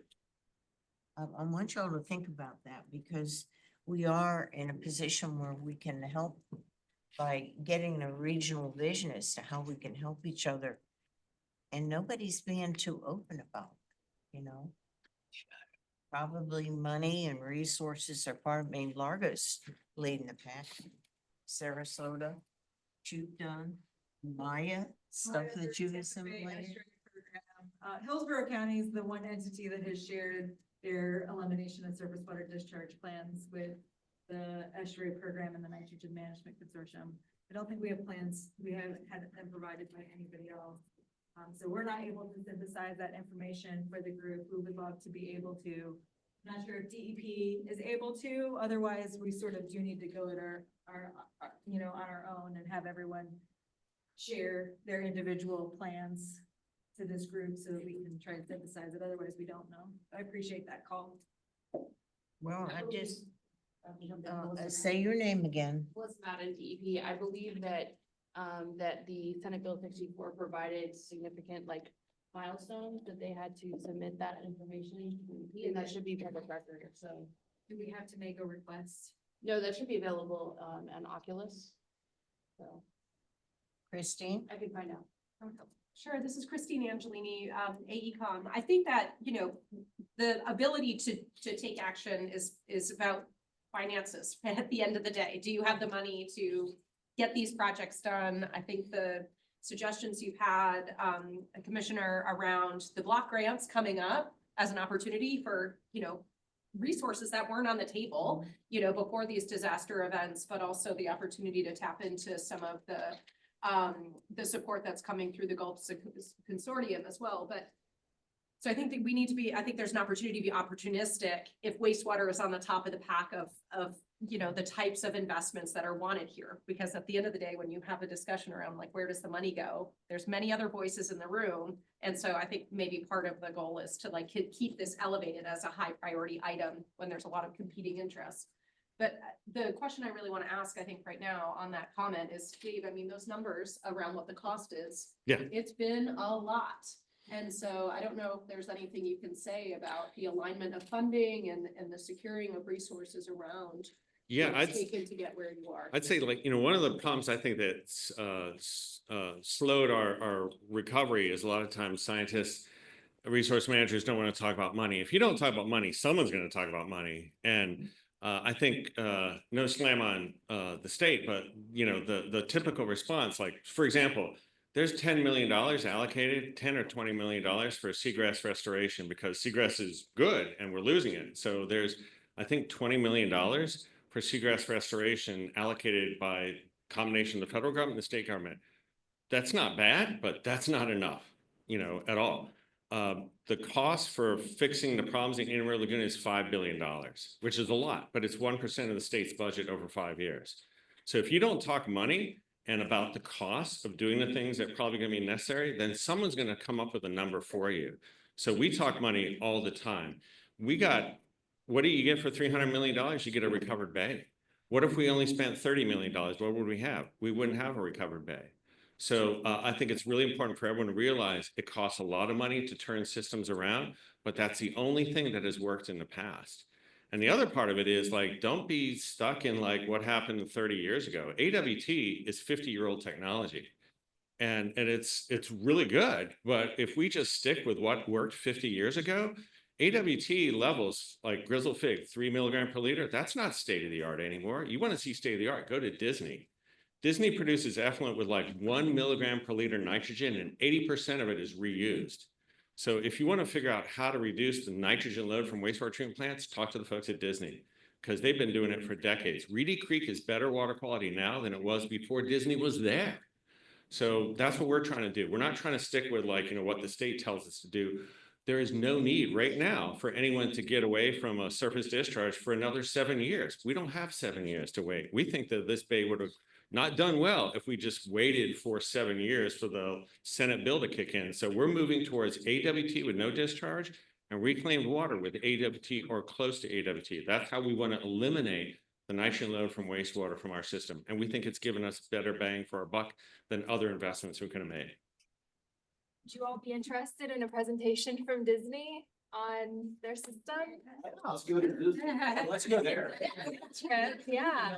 They're a little bit provincial in their data. I'll tell you that. Working for them in the private sector, they're very provincial, but literally their effluent data was so good. I thought they were screwed up. And I'm like, no, I need your wastewater data, not your stormwater data. That's what their wastewater produces. About 1.1 milligrams per liter, 80% of it is reused. Well, this group is not too shy to look to others for inspiration. Commissioner? Funny you mentioned Disney. We were talking about stormwater issues out in Dade City, Zephyr Hills, where we have some major stormwater issues. We had a gentleman that worked for Disney for 30 years, and he says, have you ever seen any flooding going on in Disney World? So evidently the engineering they're doing is great. I think it'd be great to bring to our Regional Planning Council Summit coming up May 15, 16. I can throw the invite out. I know it's late, but. And it's decided, but maybe have them come here and put together a cool panel idea for maybe next year. Yep, Jack Mariano, I agree. Thanks. We can do that. And if any of y'all think that there are other examples of successes that we can share, when I personally think of the environment, I think of it, just take a human body. You can't determine what you're going to be able to do without your arms. or without an ear or something. And those all create issues. The whole intent of having this organization is to get us to come up with some ways that we can help each other. And sometimes if we can pool our resource, like you were saying somewhere over here about the paucity of money and resources, that you know, there may be more, there may be some grants or some money sources where if we work together to get a major grant, we could do more. What do you think, Phil? Phil Compton, yeah, I just want to compliment the point about AWT being 50 years old.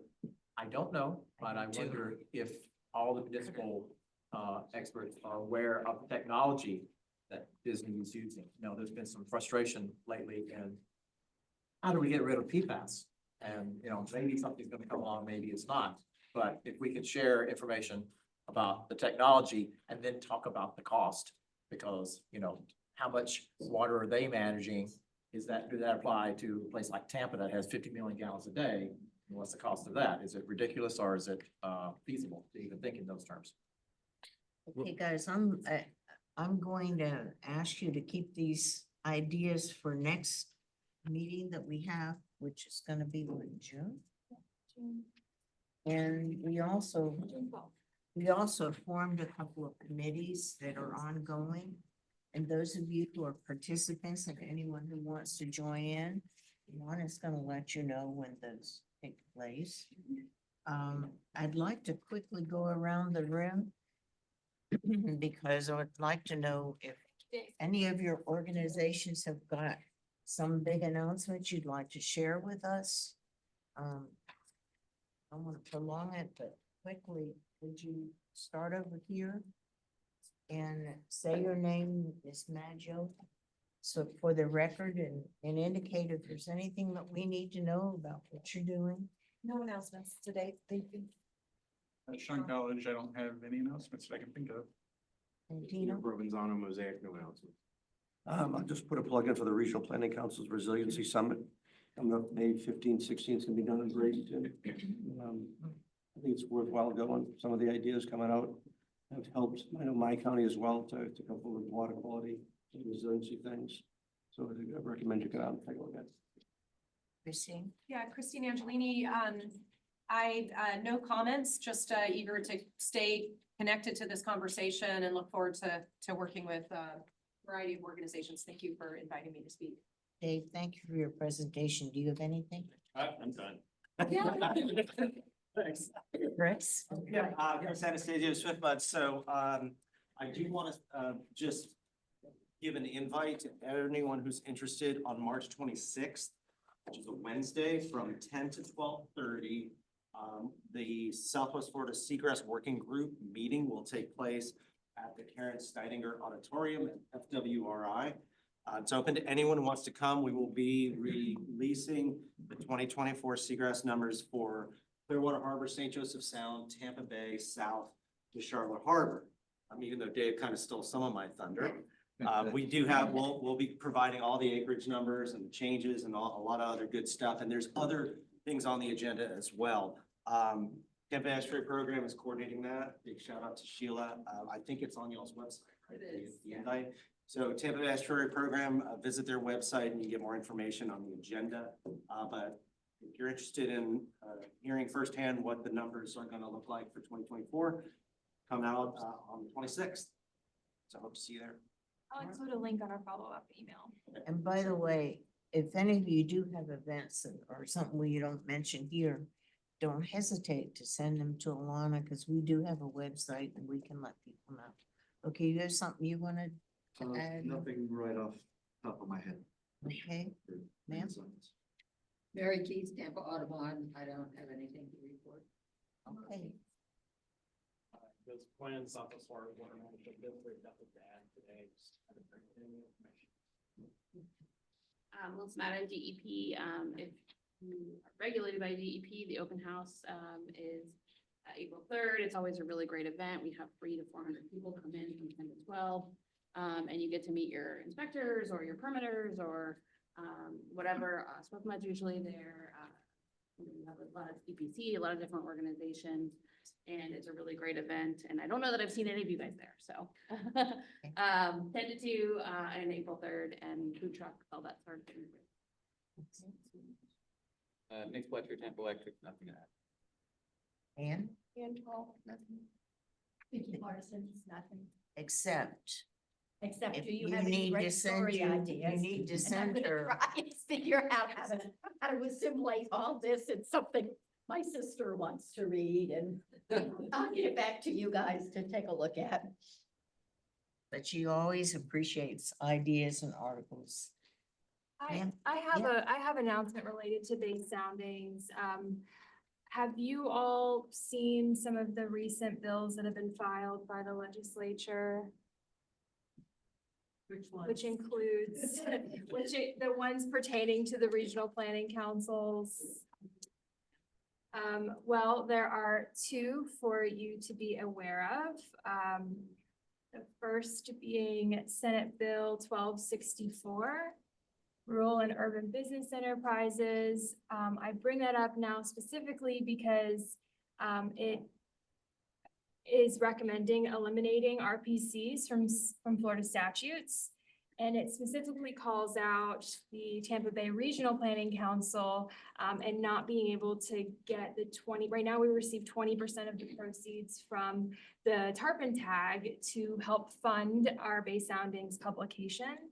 And so it would eliminate that from statutes. So we'll have a discussion with the estuary program if that does come to fruition, but I think it's something for you all to be aware of because I know we all value base soundings. It's been around for over 20 years. We want to continue being able to fund base soundings, and that's our primary funding source. And so please, look out for these bills. The other one is House Bill 1125 called Regional Planning Councils and Economic Development. So looking at those, they would have impacts on us. I think that they're meant to be cost saving measures, but right now RPCs don't receive state funding. So it could have just bigger impacts on us as a whole rather than what the intended impacts are, which is cost savings. So yes, please take a look at those. And if you want to pass those along to your organizations and, encourage them to stand up for us as an organization, if you value the work that we do, we would certainly appreciate it. My first Tampa Bay estuary program, Alana, can you tell me if any of those have been scheduled for hearings or if they've just been filed?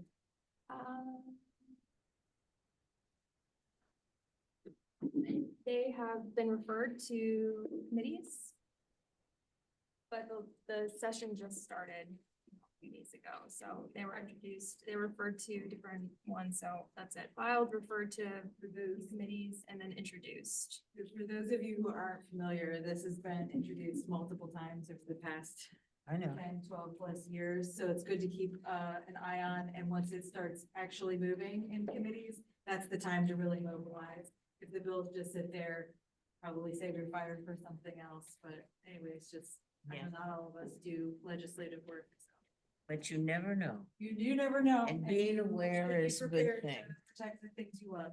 And I will say that both bills were introduced by newer elected representatives and senators within our region, which is a little embarrassing for us, but they're from, the Tampa Bay region. So yes, just keep an eye on them. We'll see if they move. But yeah, it's just something for you all to be aware of. Because the agency on bay management is called out within the bill text. Commissioner. So I want to say, the one thing you always hear about Florida, the water is everything, right? We get good water quality, we got a great state, and we got to protect it. I think the work done here, Regional Planning Council, with the estuary is so critical to keep that focus there. I think the thing to do is if between this council to go out and get a list of all the elected officials, names, emails, phone numbers, and for everyone in the room, when you get that email from us with the list, call your local rep, but don't even be limited to that. Expand out anybody touching the bay whatsoever that's elected in the state senator or house of reps. If you reach out to them, they'll listen. If they get enough calls, they'll back away and let it go. They just need to know it's not just Regional Planning Council. You affect everything else that it touches. So they just need to hear all of that. Thank you. I do have an announcement before we move on. I almost forgot. But as part of the Stormwater Management Education Committee, we're creating a set of educational materials to post in May. We're calling it Stormwater Stewardship Month. So we'll be sharing that with all of you. So please keep an eye out for that email. I think we'll be sharing it in April sometime. So please use it and make as many posts as you're able to in May so we can have this kind of like outreach as a region in that month. Thank you. Thank you. Okay, I think we were over here. My name is Allison Bednar. I am the new GIF analyst with TVRPC. I have no news to add, but you will probably be hearing from me in the future. Alyssa Powers, Manatee County, no announcements. Eric Page, McDill Air Force Base, no news to add. Ethan Tedeschi, Mosaic.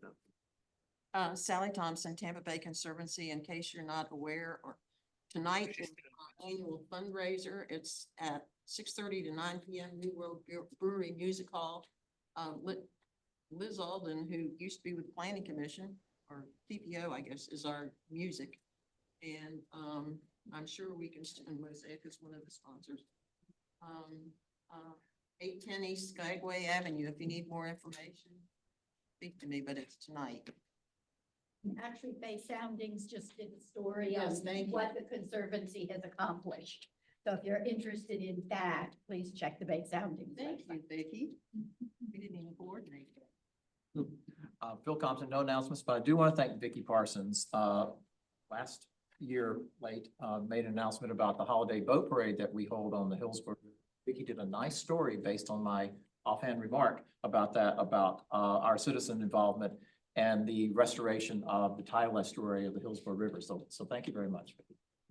She does a good job. Doesn't Just she? give her the ideas and she'll do a lot. Exactly. Nancy Stevens, Sierra Club, no announcements. Commissioner, Chris Bowles, Hillsborough County, no announcements. thank you, sir. Yes, David Glicksberg, Hillsborough County, no announcements. Thank you to all the presenters and enjoyed the presentation. thank you. for What you do. Before we go online, real quick, I just want to announce that, so it was mentioned our summits, May 15th and 16th, the Resiliency Summit. Also, right now, the window for applications for our Future of the Regions Awards are open. Please, if you have a good regional project that you want recognized, feel free to apply. It might be selected and recognized. And then also I want to announce that this year is the 40th anniversary of our agency on Bay and Coastal Management. We want to host a celebration this fall. So I'd like to get ideas from you all. And you know, we can hear from that next, but I also want to mention that at the next meeting, I would like for us to, if you are willing to, I want to do interviews so we can make a video about the ABCM. So if you are willing to let me interview you, and I'll just probably use my phone and take some footage, please let me know and I would really appreciate it. So maybe we can do that after the meeting in June, as long as we're not in Disney. We are. Yeah. So if you have some suggestions for a fall celebration, we're looking for a place to host that. If you know of any, maybe that are on the water, overlooking the bay. Be thinking.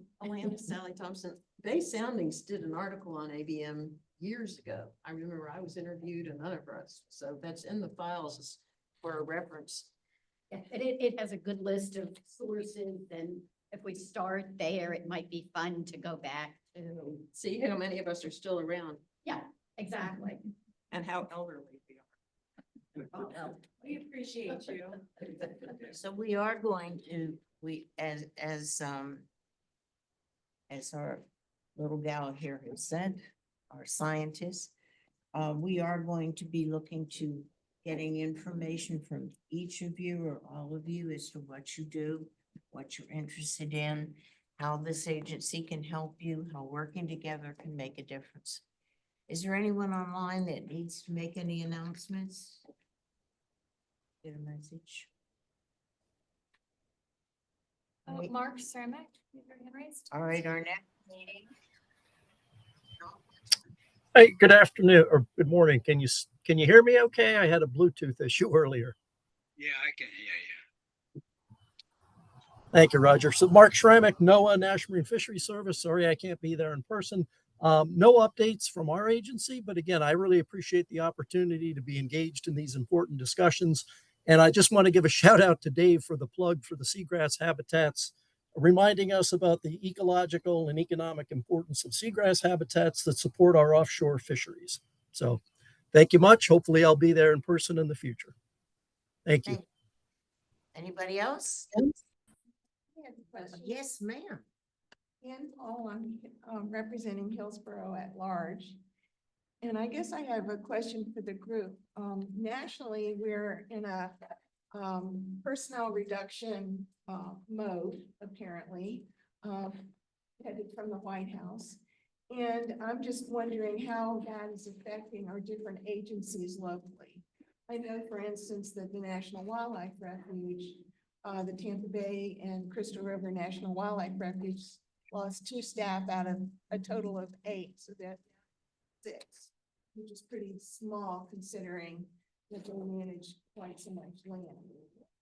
But I'm just wondering what other agencies have been affected, if any, in our area, just so we kind of have an idea. From Sarasota Bay's perspective, we get 70 to 85% of our funding from EPA. We're not federal employees. We're a special independent district that gets the vast majority of our funding from EPA. And half that money went away about, I don't know, a month ago, something like that. Maybe it's like 3 weeks. But it went away with a 4-hour notice.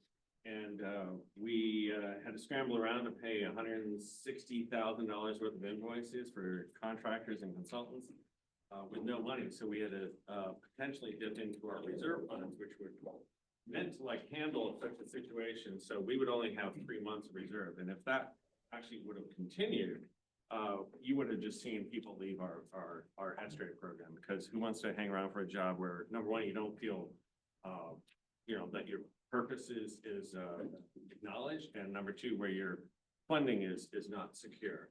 And then it magically came back with no explanation why it went away and why it came back. We're also looking at EPA's basically saying they're going to reduce their funding by 65%. So we don't know if we're going to be in the 65 pool or the 35 pool. So we have no idea what our funding is going to be like next year from the federal government. So we are working with Lindsay and Fiona McFarland down in Sarasota, look for a state appropriation for 1 year at least to get us a little bit of stability. But yeah, the instability is not good for our program, because we don't know whether or not we're going to have jobs in 3 months, because if it becomes, we lose our federal funding, we don't get enough local funding to support our program. And so you're going to see our staff just start to leave. I would suggest that it's a good time to take, and being totally non-political one way or the other, I think it's a very good time to take a personal assessment in each of your organizations as to what your status is and the kinds of things that you're doing that can't do without support. So, and then I would let our representatives be aware of that, because they're not going to know unless you share with them your concerns. Okay, is there anyone else that wants to make a comment or announce any events?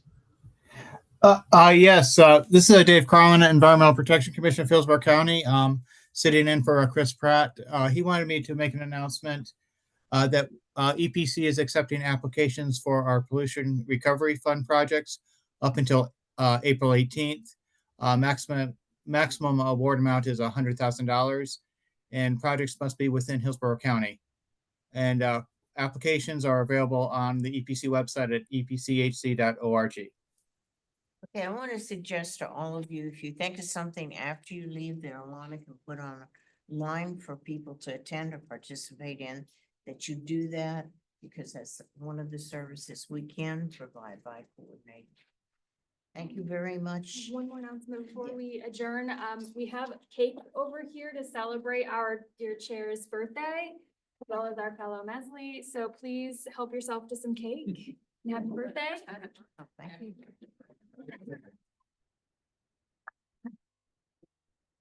Let me know if you have any topic ideas for the next meeting. I think I have a few, but we should Okay. more. Adjourn. Let's do it. Absolutely. Let's grab some lunch. I was just supposed to say, oh,